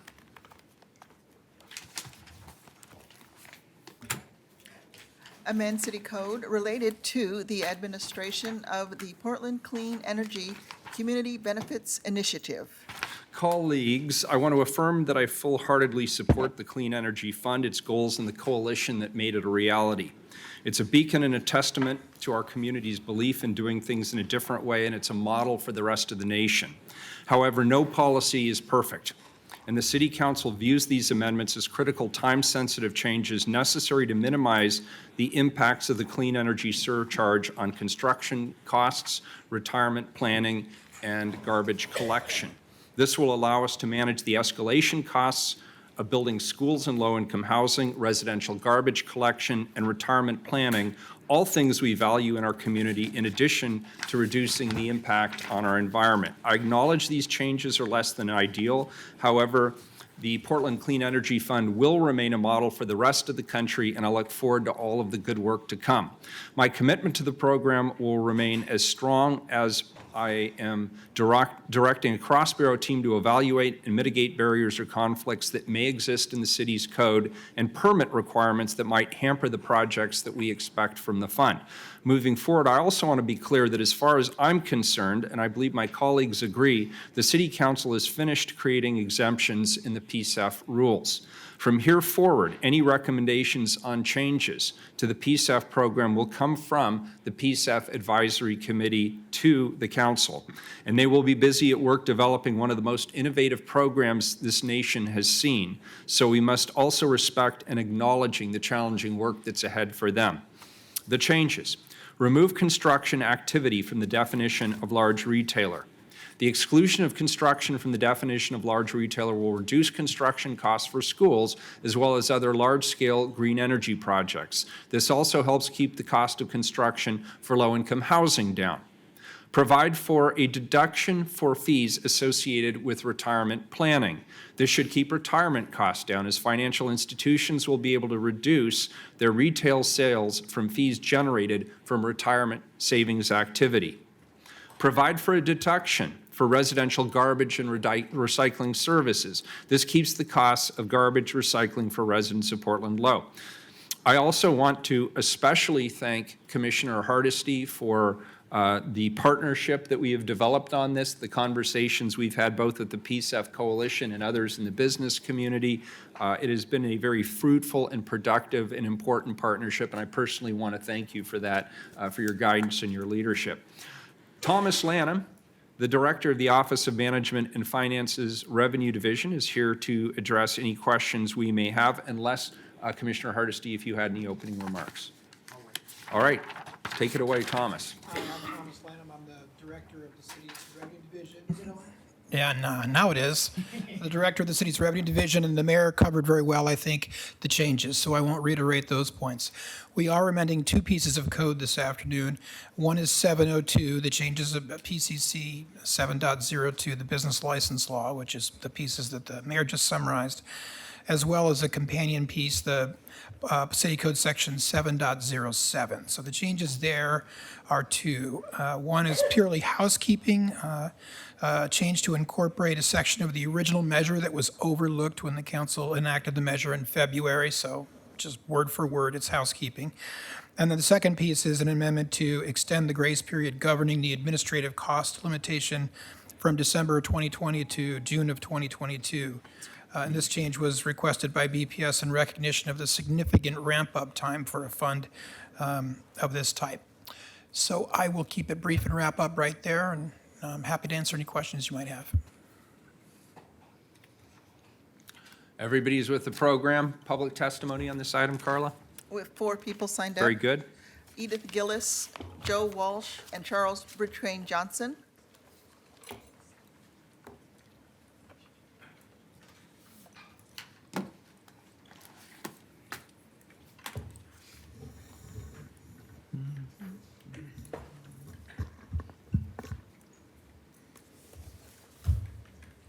Would you like to start, please? Sure. Thank you.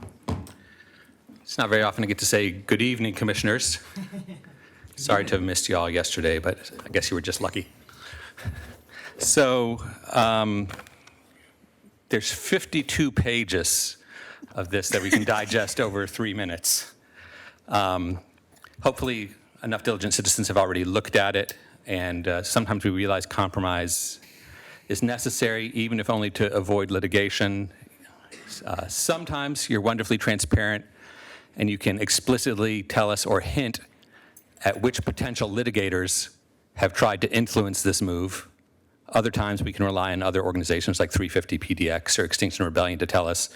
The one thing I think that's really important to call out here in a city in a state that is constantly saying, we have a revenue problem, we have a revenue problem, is it's a little bit disingenuous to say that exempting construction projects helps affordable and low-income housing. Technically, that may be correct, but the proper remedy would have been to specifically exempt low-income housing construction and continue to tax ordinary construction. You could have exempted schools, you could have exempted the low-income housing that we desperately need to build, and still sought revenue from the people who, oh, is that the Marriott Corporation that just displaced all our food carts and is bringing us one of those elite brands hotels that's not Four Seasons? I guess I won't give them free advertising since I can't remember the name. Oh, a Ritz-Carlton. I'll give them the free advertising. So it would have been great if that fell under the tax. But the 4/5 that are needed are all here, and I think you're ready to vote unanimously. So I look forward to getting this program going and creating good, clean energy jobs for a selection of people that really mirrors the makeup of our community. Thank you all. Good evening. My name is Joe Walsh. I represent Individuals for Justice. We oppose this. We read the supporting documentations, and maybe we're missing something here, and I get egg on my face, which is cool. I get egg on my face from time to time. I like it because it's always not as bad as I thought. You're taking $10 million out of something that was voted in by the people of this city. I think that's correct. So 65% of the people in Portland said they want this. They want these taxes on the rich. They want you to tax the corporations. They want you to tax the, what? What's the exemption on this? Oh, yes. Construction. It's everywhere in Portland, and you're going to exempt it. $10 million. You're going to go from 40, maybe 70. It's an estimate. And you know as well as I do, these estimates suck. They never work out. They're always either under or over, and it's always damaging. So we don't speak to you. We speak for the record. How can you stand there and pat yourselves on the back hour after hour after hour and just do something like this? Take $10 million away from people that have billions, and that's the minimum, $1 billion. And you call yourselves representatives. We call you shits.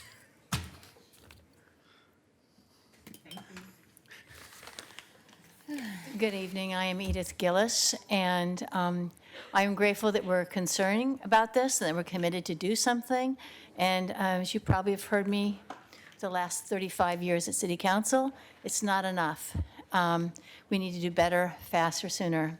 What I'm concerned about is that in this delay, we give a vested interest to commercial industrial owners to, like Schnitzer, to log right away. That's not what we're talking about. We're on the PSEF item. Thank you. Yeah. One of the things I wanted to tell you is that my father worked for Pacific Power and Light for 45 years. He was the area and district distribution engineer for Portland, Bend, Klamath Falls, and those areas.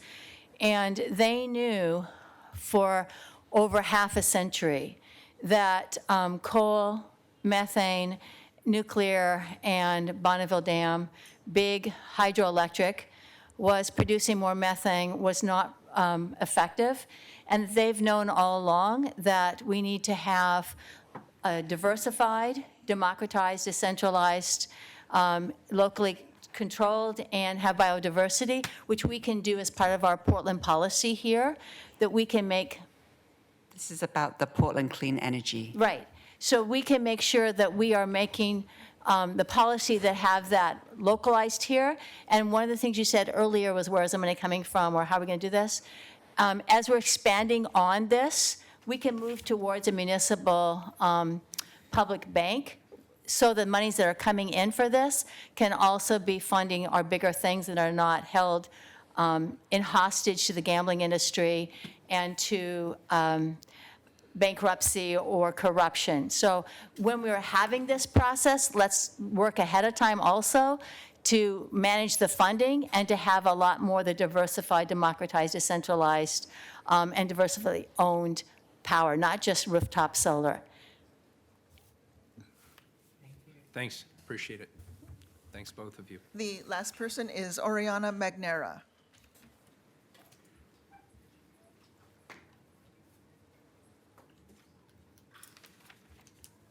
Hello again. Hi.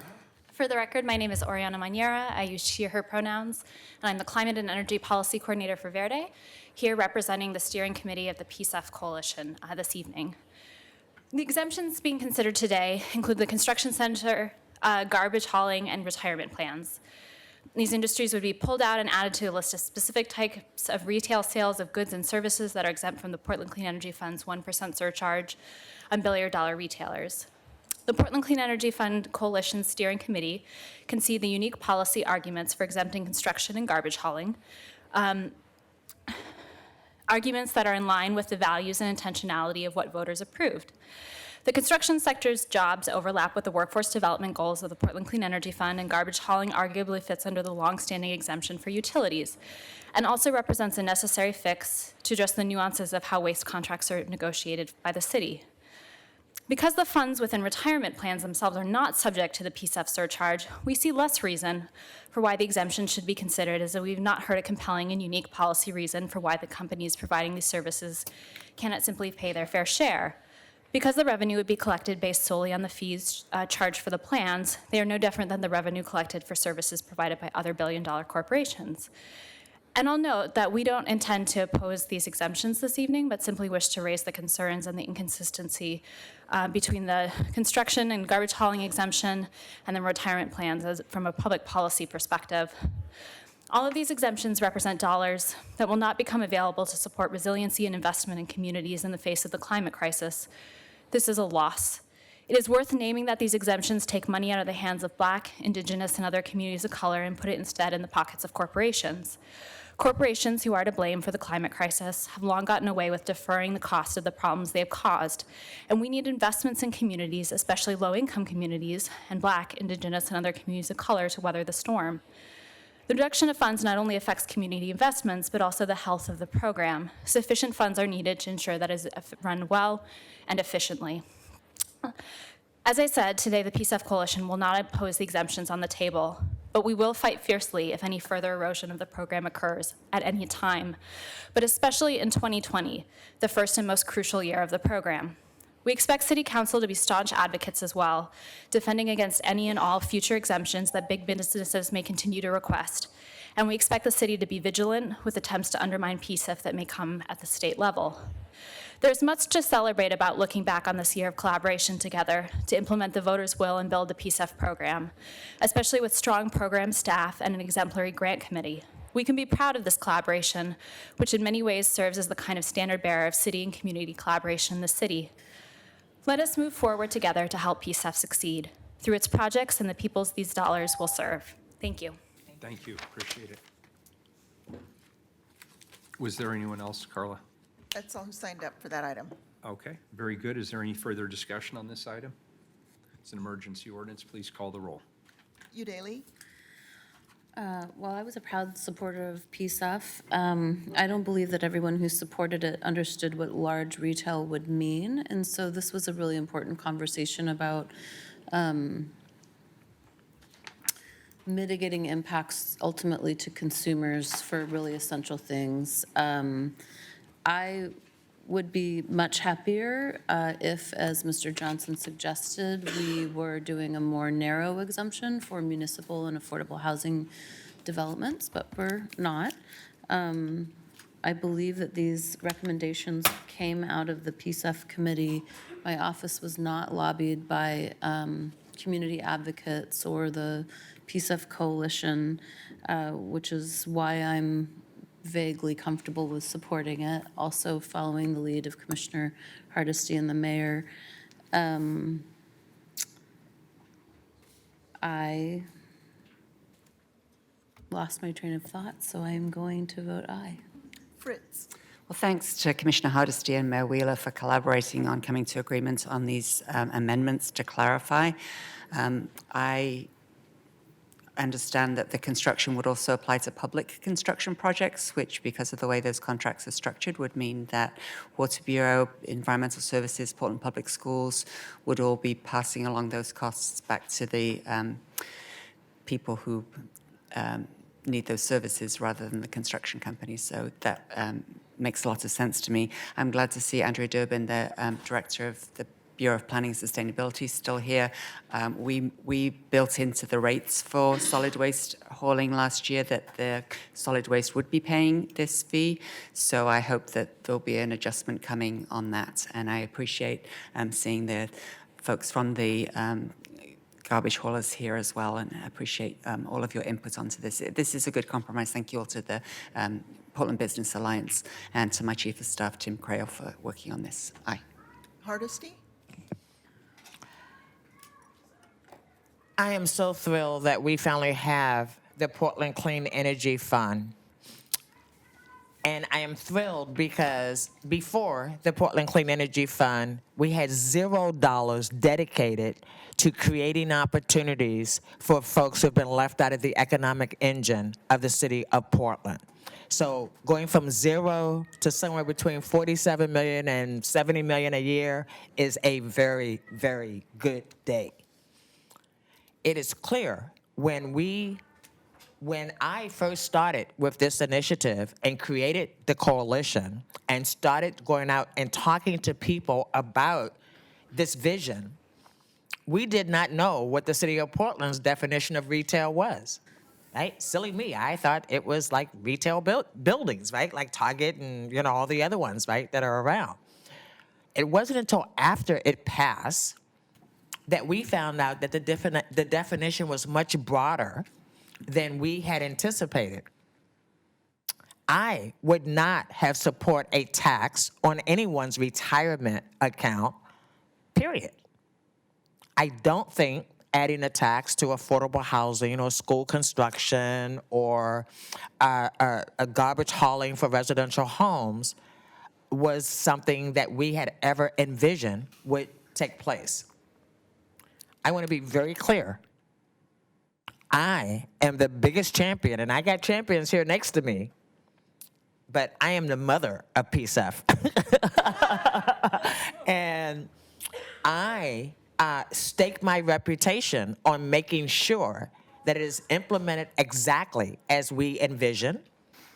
We worked our hearts out to make this real, and I am so proud that starting next year, we're going to start creating some awesome opportunities for those in our community who would have never imagined it before PSEF. I wish Joe Walsh was still here, but maybe he'll listen to us on TV. Because what I would want him to know is that he knows me, and he knows that I would never do anything to undermine PSEF. And anyone who doesn't know me, Google me, because you will see my name all over PSEF. This is a good move. It creates certainty for certain businesses in our community, and it gives us the opportunity to move forward without fear of lawsuits and other efforts that others may have used to try to stop this process before it started. I am proud that Mayor Wheeler was willing to work with me, and we compromised, because, you know, guess what? When you work with somebody, you compromise. But I think we came to a good compromise, and we came to a compromise we can be proud of. I can't wait to see what 2020 and 2021 and all the years after bring. We did good work, so let's not be sad that $10 million will no longer be there, because prior to PSEF, it was $0. This is a good day, and I am proud to vote aye. Wheeler. This is a compromise, and the reason I know it was a successful compromise, Commissioner Hardesty, is both the coalition and the business community are unhappy. So mission accomplished. Unfortunately, in the divided times in which we live, compromise is sometimes seen as a weakness. I still believe it is the hallmark of excellent statecraft. And there's no secret that I had concerns about the revenue mechanism for this. And I believe through the hard work that we have done, Commissioner, with the coalition, we have resolved what I think were the most glaring potential issues. And I agree with you that they were the most likely to be challenged potentially successfully in court. And I gave my word to the folks around that table on all sides of this, that if we can resolve these issues, going forward, I will champion the hell out of this thing. And I meant it. And the reason I meant it is because this is a significant new direction in terms of including frontline communities. And this council on the whole, we committed to a just transition to 100% renewable energy. And while the debate rages about when we are going to get there and how we are going to get there, we made it very clear that frontline communities were going to be at the head of the table.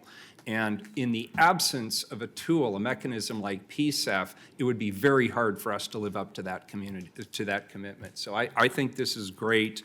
I know a lot of people are wishing it could have ended maybe in a different way, but this allows us to clear the decks, hold hands, move forward together, and make this an innovative and successful program worthy of the city of Portland. I vote aye. The ordinance is passed, and we move on. All right, now the main show. Item number 1156. Amend trees in Development Situations Code to extend sunset date for certain tree preservation regulations in development situations on private property. All right, so today we have a specific and narrow decision on whether or not to extend the sunset for the 2016 amendments to Title 11, the Tree Code, and if so, for how long. During last week's council hearing, we signaled support to amend the extension of the sunset to 5 years, voted to amend the ordinance as an emergency, meaning it would take effect immediately, and reopen public testimony. Before we begin testimony, I want to provide an update on the draft resolution that will in part direct bureaus to strengthen Title 11 in ways that are legally defensible. My office is continuing to work with council offices, city bureaus, and stakeholders to develop resolution language. There are hard copies of the draft, and I want to underscore draft version with staff contact information, and those copies are where? They're over there by Carla. I also understand that we have hard copies reflecting track changes from both Commissioners Fritz and Udaley. Please reach out to Sam Diaz. Sam, can you raise your hand? There you are. Reach out to Sam Diaz with questions and feedback on the resolution. We would love to have your feedback.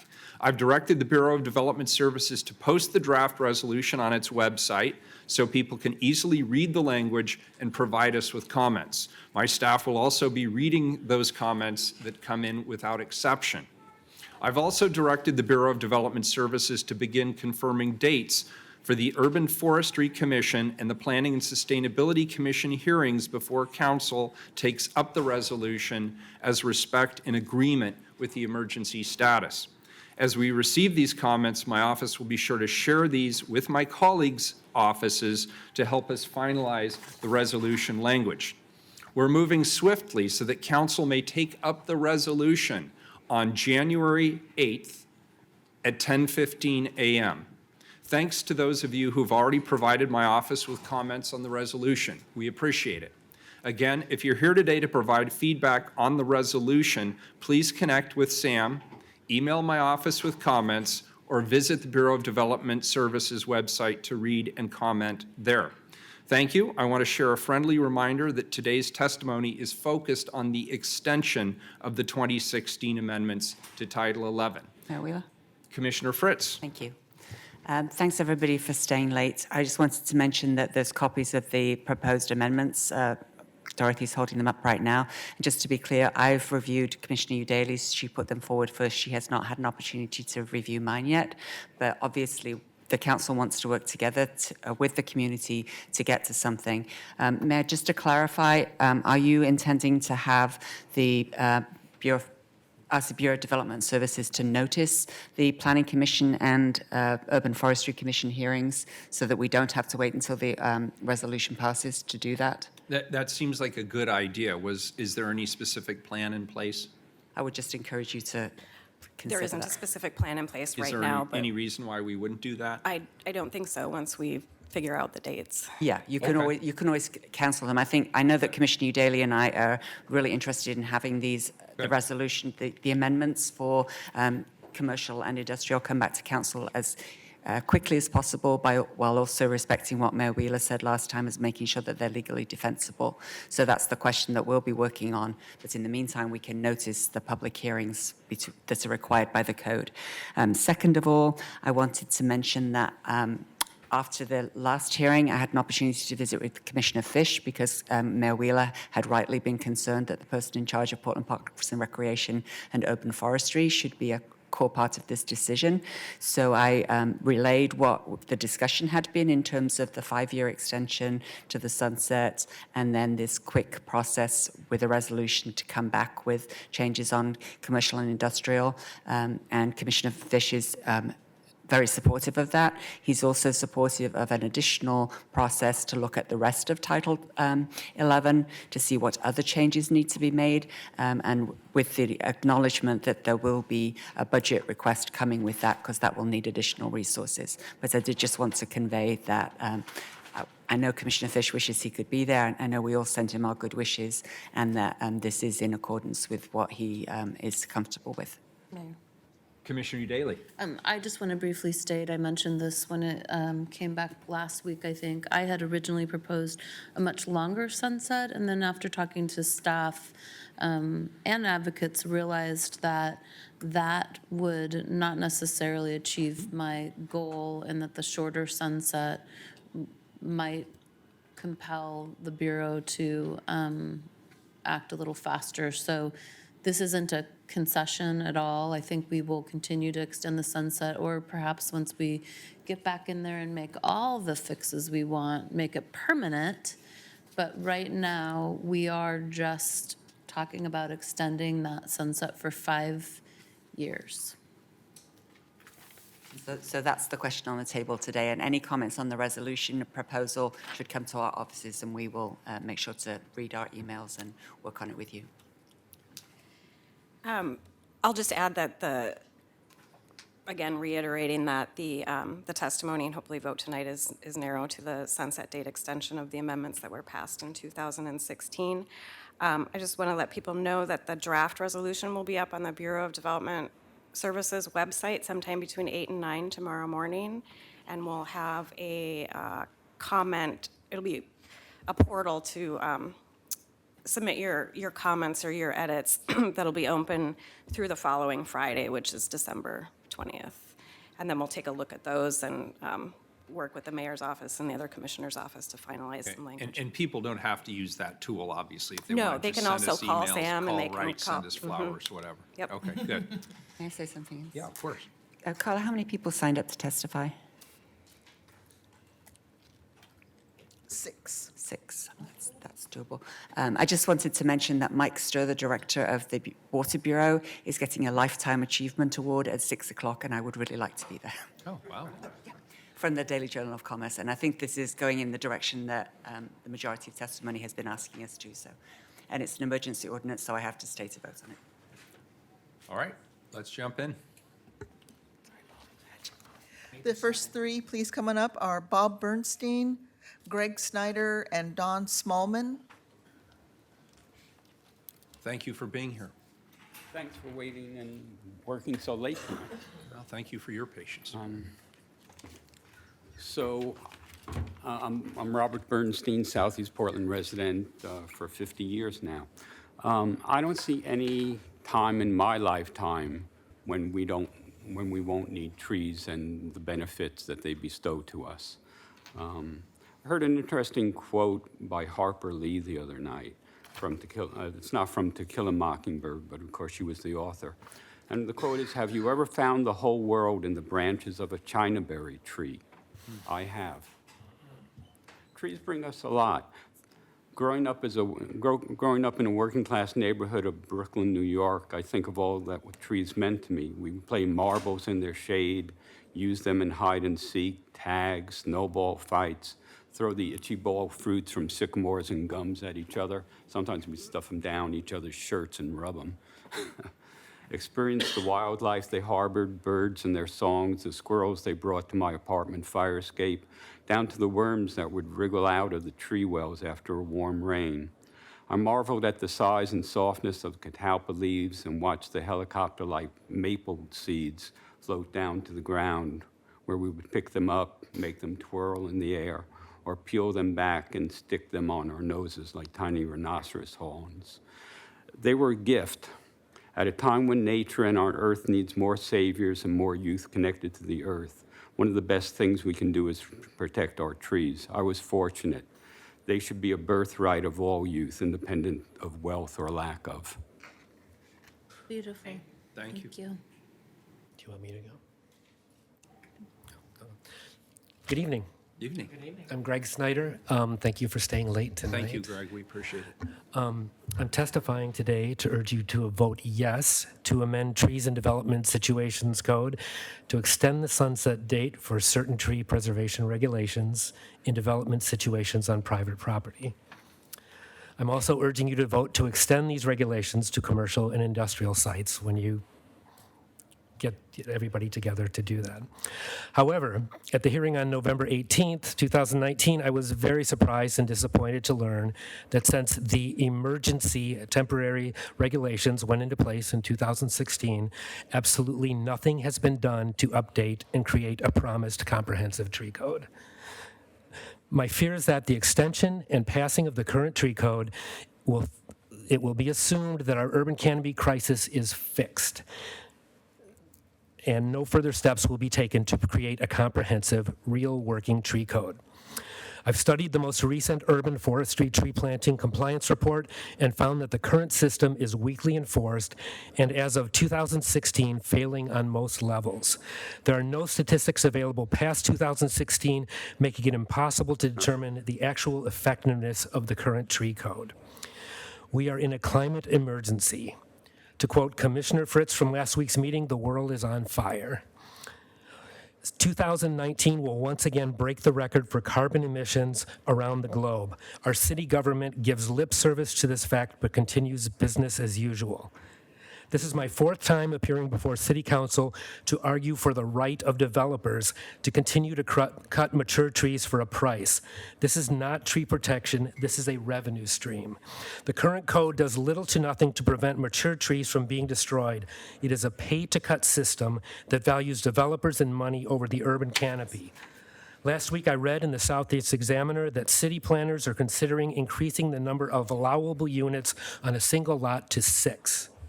If the choice is to pay $20,000 to cut down a mature tree versus the hundreds of thousands of dollars to be made by adding more units to a lot, developers will default to profit.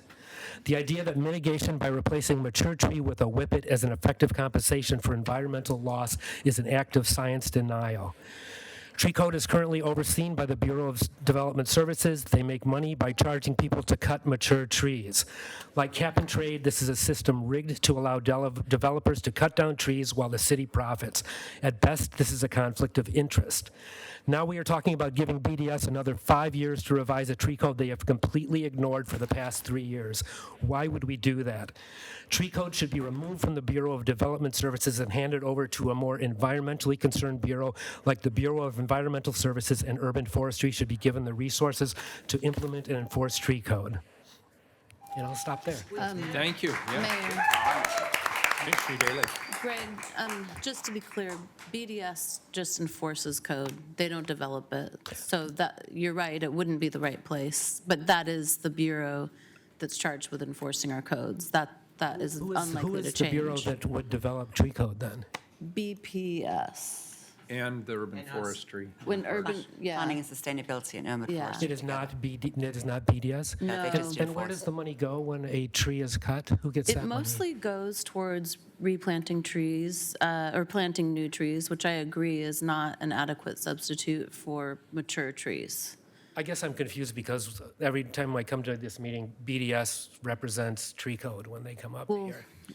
They're in charge of staffing the Planning and Development Commission, Planning and Sustainability Commission, so that's why they are presenting the Planning and Sustainability Commissions. It is complicated. There are Yeah. 3 different Yes. bureaus that are involved. Plus, it's But- just one letter yeah. different, so Okay, it gets well- very confusing. Thank you. Whoever's supposed to be doing it, they didn't do it for the past 3 years in this emergency situation And, that and we to be have. clear, that's on the council, that I asked 5 years in a row to have funding to do that update, and the various councils, most of the people on this council were not here at that time, were not able to do that. So Perhaps this, if we move it to BES where they have more funding no, capabilities. they can't it use would that be- funding. So this time, I believe we do have a majority of the council who are going to be willing to fund this in the upcoming That budget. would be So awesome. thank Yeah, you. your point's still spot on, Greg, and we appreciate it. Okay, thank you. And Commissioner Fritz is right. Really, the bucks always stop with us.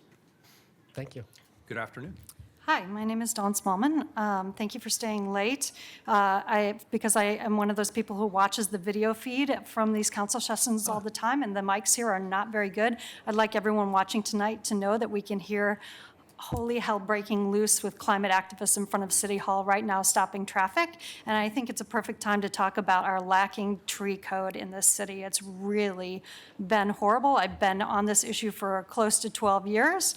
And I have to speak first about the frustration of my process testifying here today. I came here at 1 o'clock to get a seat. There was no sign-up sheet. I went to the clerk. They told me there was no testimony. Mayor Wheeler, you had promised that there would be testimony at the last time. Then I came here today, took off work, sat here for a number of hours, told there was no testimony, had people texting me, telling me that your office, Mayor Wheeler, was telling people it was not time certain that the tree code was going to be discussed, that was happening between 2 and 5.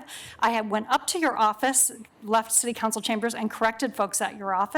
And even 2 agenda items before, I'm standing at the desk here talking to people from City Hall, and even among themselves, they weren't clear whether there was going to be testimony happening in the next 20 minutes for this. So I hope this doesn't count to my testimony. I want you to know that there's something very broken in the process that's going on. I'm sorry to hear that. That is my office, and I will take full responsibility for that. The meeting before. I'm sorry for that. I appreciate that. The meeting before, this one about the tree code, I actually was at that meeting, and what was said for the next date to be set for the next date for the next meeting about this conflicted with what it said on the city's agenda online, so I called your office, and first I called Commissioner Fish's office and said, you're in charge of parks. When I was in city council, Mayor Wheeler said this was the date, but when I go to that agenda date, it's not on there. Can you please give me clarification? Fish's office kicked me over to your office. Your office I corresponded with, they didn't get back to me at all. So I just want you to. Things got confusing on the dais, though, to be fair. It's confusing. If it's Yeah. confusing for you all up to 10 minutes before we're taking testimony of whether testimony is happening and what day it's happening and what time it's happening, and then you can't communicate it to us. and it's Admonition super- fully accepted. Look, Okay. our job is to make it easy for Great. people to come here and express their opinions. So I personally apologize to you for that. It should not happen. I appreciate the apology, but I'm just more into being able to be here and be an ally to you, and I can't do that if I can't get the information. Totally agree. Thank you. So I'm here to urge you to renew the Big Tree Amendment for as long as is on the table today, and when the opportunity comes up in the future, to renew it for in perpetuity, to make it permanent part of the code. I know you want a very narrow set of comments here today, but I also want to address something that I heard during the 100% renewables discussion that Commissioner Hardesty said, we need the community to help us figure out how to solve this. And I really appreciate that comment. And I would like to make a comment that I've been on the tree issue for 12 years. I've sat as a citizen on a number of park boards that have been involved with urban forestry issues. And I've also sat on park boards that are concerned in parks funding. Parks funding, as you well know, is a frustrating situation with no good end in sight for funding it. The only reason why urban forestry and urban tree codes sits in the park's hands is because at one time in the history of the city, parks grew all the street trees. That program ended decades ago. And so you have this leftover thing where it's being managed by parks, and it's not really parks' job to be doing all this stuff. And parks, it further stresses parks funding because it's sitting in parks' hands. Why don't we do what we have the Bureau of Environmental Services here for? Parks do 3 of the 4 stated things. On your website, there's 4 missions of the Bureau of Environmental Services. Trees provide for 3 of those. It cleans the water, it protects public health, and it deals with stormwater runoff. That's what the Bureau of Environmental Services, that's 3 of 4 of their mandates. That's what urban trees do. It should be in BES's portfolio. It would have more secure funding than being in parks, which is always hampered for funding and has never been able to give it the priority that it needs. The answers to climate problems are not just who's going to invent stuff, technology will save us, how can we write creative accounting schemes that are going to move money around and make it be able to look like on paper it works. Nature-based solutions have to be part of the discussion.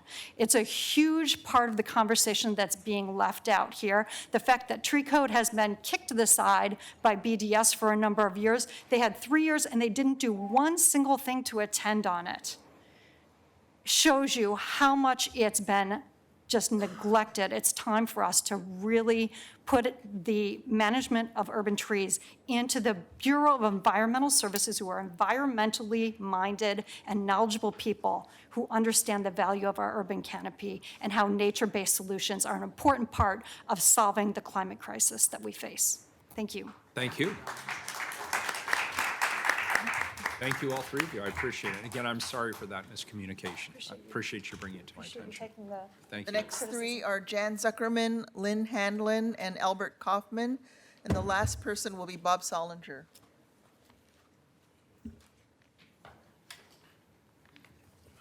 Hi, my name is Jan Zuckerman. I'm one of the mentors with the Portland Youth Climate Council, and I want to thank you for taking this issue. And it is an emergency, and I'm glad that you're doing this today. I just wanted to reiterate a little bit about what Don said. There was some confusion. Last week we had quite a few students ready to testify. Were told that they couldn't. And then they were thinking maybe could testify, or they thought they could testify last week. And then they were told they couldn't testify this week. So then many students didn't come. And I think they would have had they known. So what I would like to ask you, if possible, on January 8th at 10:15 is when you're looking at the resolution, because the youth have been working on this issue for a long time and have really pushed it forward, if it could be addressed in the afternoon when they are not in school, then they could actually participate in this, what they've been working on for months and months and months and months. Their voice could be heard. It's really difficult, equity-wise, too, to get youth here when they're missing school.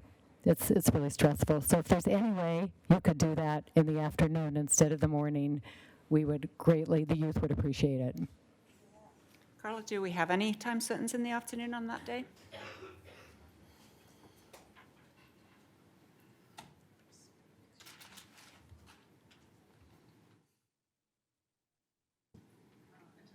What was the date? It's the 8th, right? Yeah. The Wednesday? Oh, that's right. They have a morning. 2:33. Like after school hours? Yeah, we have 3:45 or 3 o'clock on the 9th. Why don't we do 3? 3:45? 3:45 would be better, just for youth to get out And of actually, school. that would be better for us too, because I'm sure we'll have lots of people wanting to testify when you actually get to testify on the Yeah. bigger picture policy. Yeah, I mean, I know it's hard because it goes late and it's tiring, but No. We get paid for it. Okay. I appreciate your being here. Yeah, thank you for the suggestion then. Okay. Say thank Thank you. you. Okay, thank So, you. Carla, could you restate the time certain again, please? Yes. That will be on a Wednesday, January 8th at 3:45 PM, time certain. Great. Thank you. Thank you very much for changing that. Maybe we could even arrange to have a panel of the students as invited testimony. I think they would appreciate that. Thank you. Good afternoon. Hi, my name is Lynn Handlin, small business owner in the city of Portland for the last several decades. I appreciate you guys staying late. I know I was here at the last one, so I'm glad you guys, made arrangements. I'm here to ask, of course, for the city to extend the big tree mitigation proposal for whatever amount of time that y'all are willing to do. Of course, I'm extremely disappointed that the exemptions that issue has gone on hold for, until midsummer. I understand, whatever, not your fault. I don't know, don't care. It's been years. Whoever's been in charge has been dragging their heels, and so now we need to kick it down the road more months. How many big trees are going to fall between now and then? The developers, the industry, they know the deadline, so they're going to be cutting as fast as they can. So, thanks for that. Sorry. We need these exemptions for the industrial and commercial zones. A lot of them are located near or in low-income communities. I'm especially concerned with the outer southeast side of Portland, which is where my business is. This part of town has been getting the short end of all the sticks for ages. The city of Portland knows that the tree canopy on the east side of the river, especially in outer southeast, is seriously lacking. With the amount of development happening in East County, it is more important than ever to have strong tree preservation planting policies and requirements, not just cut down big trees and plant a little stick or 10 sticks. It's not equivalent. Developers of any size must not be exempt for residential or commercial purposes. In light of the ever-increasing nightmare of climate change, we need more trees, not less. It is a criminal disservice to young people and all future generations to not act aggressively on climate now, and a strong tree policy is a relatively easy part of the solution, or at least it should be. The city does, in its infinite wisdom, exempt industry and large developers, but they do force tiny little businesses to cut down mature evergreen trees in order to widen roads that don't need to be widened in more or less residential areas. This makes no sense. It's just because of regulation that with no flexibility and no vision for, there are trees there. Maybe that's a little bit more important. We must put more weight on the trees and less on widening roads all the time. Thank you. Thank you. Hi, City Council. I'm Albert Kaufman. It's good to be here. It's been a little while. I've been organizing a group of people who care about tree issues, and you've hopefully been hearing from a lot of them over the last period of time. Many of us are concerned with the decreasing canopy, and particularly old trees. I do want to urge the City Council to vote to renew the Big Tree Amendment.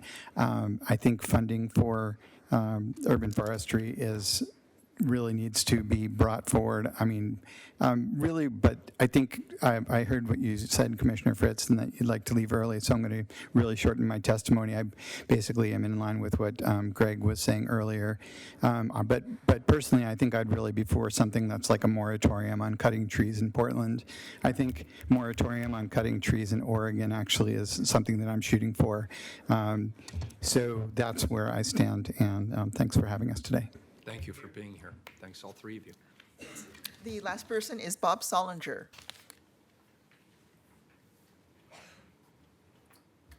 Good evening. Good evening. Thanks for staying so late. I got to testify last time, so I'll keep it very short. First, I just want to send. Who are you? I'm sorry, Bob Solinger, Conservation Director for Portland Audubon Society. First, just want to send our best wishes out to Commissioner Fish. Our thoughts are with him and his family as they work through this, and we truly appreciate everything he has contributed to this city. And I know he would want to be here tonight for this hearing because he cares deeply about trees. We are here to support extending the sunset clause for 5 years. We appreciate all the work that has gone into that. But we also want to acknowledge how much effort it took to do this very simple thing. How many meetings we had to have, how many hearings we had to have, how many groups had to lobby and come in over and over and over and over again to simply lift a sunset clause to preserve the status quo. We're not getting better, we're staying even, and only for 5 years. And I agree with Commissioner Udaley's logic on that too, so thank you for that. But that's all we're doing here. After all this work is preserving the status quo. And I really appreciate your comments earlier, Mayor, about how it's time to move from talk to action, how we have to move aggressively, and how the time is now. And I truly hope that we come back after New Year, we can live up to that on trees and all the other environmental issues that are facing us, because we have got to move a heck of a lot faster than we are, and we've got to do better, and we've got to be more aggressive. And what we've gone through over the last year to simply preserve the status quo is simply insufficient. That's what we need to look at and move beyond. So thank you for your work tonight, and I hope we can do better in the new year. Thank you, Bob.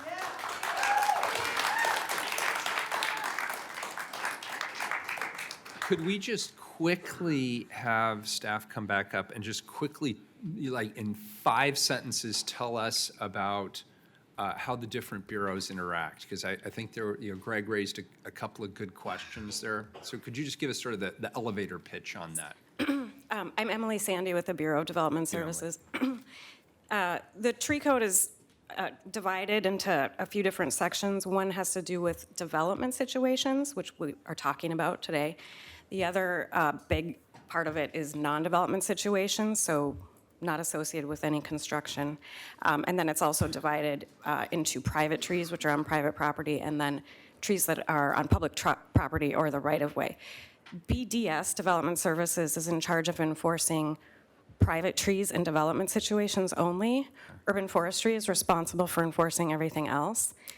Title 11, as far as amending Title 11, that gives responsibility to any bureau, but it must be coordinated with the bureau that's in charge of enforcing it. So I wanted to clarify that it is BDS that's proposing this code amendment, and we would be leading future code amendments. Title 11, however, also prescribes that we coordinate heavily with all the other affected bureaus, which of course includes Parks, Urban Forestry. So that will be included in any future work that happens. One other clarification, Bureau Planning and Sustainability staffs the Planning and Sustainability Commission. Oh, that's a good point. So- Very much. But BDS is requesting the extension of the sunset, to be clear. Correct. But BDS doesn't create the policy within Title 11. Yes, we do. But Bureau of Planning has to do the analysis So in order for us to change. in this particular case with the commercial and industrial zones, Okay. yes, we would be relying heavily and coordinating with BPS to do that analysis. Right. Yeah, It is confusing. yep. Okay, great. So we will unconfuse the confusing, because it is Maybe. confusing.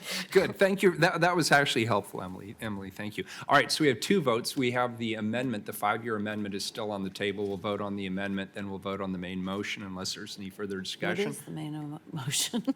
It's Lost to change track. it's the ordinance to change the code. Okay. Great. All right. So we'll vote on the amendment. Call the roll, please, on the 5-year extension. Udaley? Aye. Fritz? Aye. Hardesty? Wheeler? Aye, the amendment is now adopted to the main motion as amended. Please call the roll. Udaley? I'll just briefly say that I agree with a lot of what we heard here tonight. I've been waiting 3 years to get a crack at Title 11, and this is our chance. I love the sound of a moratorium on cutting down trees. I don't know that that is possible. But we could certainly more aggressively protect them, and we could certainly require developers to pay the real cost of taking down a tree, which is much higher than what we're charging them now. And finally, I'll just mention that my office is exploring ways that the city could take over responsibility for planting and maintaining our street trees. It seems like a good time to mention that. This is a terrible way to manage such a valuable public asset, and it's led to gross inequities across the city because low-income property owners, it's more of a burden for them to both maintain, as well as repair their sidewalks once the tree grows too large. I vote aye, and I look forward to coming back next month on the rest. Fritz. So we first started discussing the tree code back in 2009, my first year, Commissioner Fish's first year, Mayor Adams's first year as mayor, and it was the three of us who worked with the community at your insistence to get the tree code passed in 2011. We delayed implementation for a couple of years to make sure that we were ready to do so, and then ever since then we've been realizing, oh, what we thought in 2009 to 11 either wasn't enough, was too much, was not right. There are multiple things that need to be changed, and we have a list that's extremely long in Portland Parks and Recreation, which I worked on some when I was in charge of parks my second term. I know Commissioner Fish has been working on it as well. And Commissioner Udaley, I know that Commissioner Fish is planning to bring back, there's a street tree task force that was required to look at how could we fund, what would the costs of funding city maintenance of trees be, and how might we pay for that. And I know that we had that conversation when we were looking at how do we fund parks, to make sure that we make that policy decision as we're looking at how do we fund parks altogether. So I joined Bob Salinger in really honouring Commissioner Fish in all the work that he's done on this over his entire time in council. It was never our intent to stop when we first passed the tree code in 2011, and that we recognized we would need to evaluate the impacts and propose reforms as needed. That takes resources. The recession hit. I know everybody believes that the most crucial issue, there is a perception that the most crucial issue facing us is homelessness and housing affordability. Actually, I believe it's the climate crisis and the fact that our planet is on fire. Yeah. And the one thing that we, just hold it because I'm trying to get out to my directors. Thank you, though. The one thing that we know that actually takes carbon and puts it back into the ground are trees. And so we need to be acting as if our planet depends on it, because it does. Thank you to the Planning and Sustainability Commission and the Open Forestry Commission for providing recommendations on the big tree amendments as well as on the commercial and industrial. Thank you to the youth who advocated at the Planning and Sustainability and the fact that they then listened. I know we're all very committed to getting that done sooner rather than later, and frankly it's really exciting to finally be part of a council where there is a majority that recognizes the urgency of this. We know that the tree canopy is lowest in industrial areas. Highest temperatures are recorded there. On a summer day in Portland, when neighborhoods near Forest Park have temperatures around 78 degrees, neighborhoods near industrial areas have a temperature above 90 degrees. It's that stark just within our city. People of color and low-income people should not have to wait any longer for us to provide safeguards against the health risks associated not only with the warming planet, but also immediate air pollution. Homeless people will need a planet to live on as well. And I look forward to having the discussion next time. Thank you, Mayor Wheeler, for your willingness to be flexible on this and also to make sure that when we do adopt changes to the code, that they will not be challenged in court or in the land use system. Aye. Hardesty? I'm sorry, I missed that conversation. It sounds like it was a doozy. I am happy to know that people spoke from their heart and the city council heard loud and clear. We will be ready to do the work starting in January. And I thank all of you because you even sat through city audit. You sat through two audits today, right? You sat through a presentation on this book, right? And yet you still were fired up for the things that you came to talk about. So thank each and every one of you for being here. I'm feeling lots of love. This is the first time since I've been here that people thanked us for staying late. I like that. I vote aye. That what Mr. Walsh said earlier was you That's thanking exactly us what he for was staying saying as he late. was leaving. Thank you so much for being here. Wheeler? All right, well, I'm going to keep it short. Thank you to the Bureau of Development Services staff. I especially want to thank Emily Sandy and Kimberly Talent. Thank you for your hard work on this. Of course, our city forester, Jen Cairo, has also worked very, very hard on this. I share my colleagues and Bob Salinger's well wishes for Commissioner Fish. I'm confident that we all can work together and develop a resolution that is worthy of this discussion. So thank you all for staying late. I vote aye. The ordinance is adopted as amended. We are adjourned.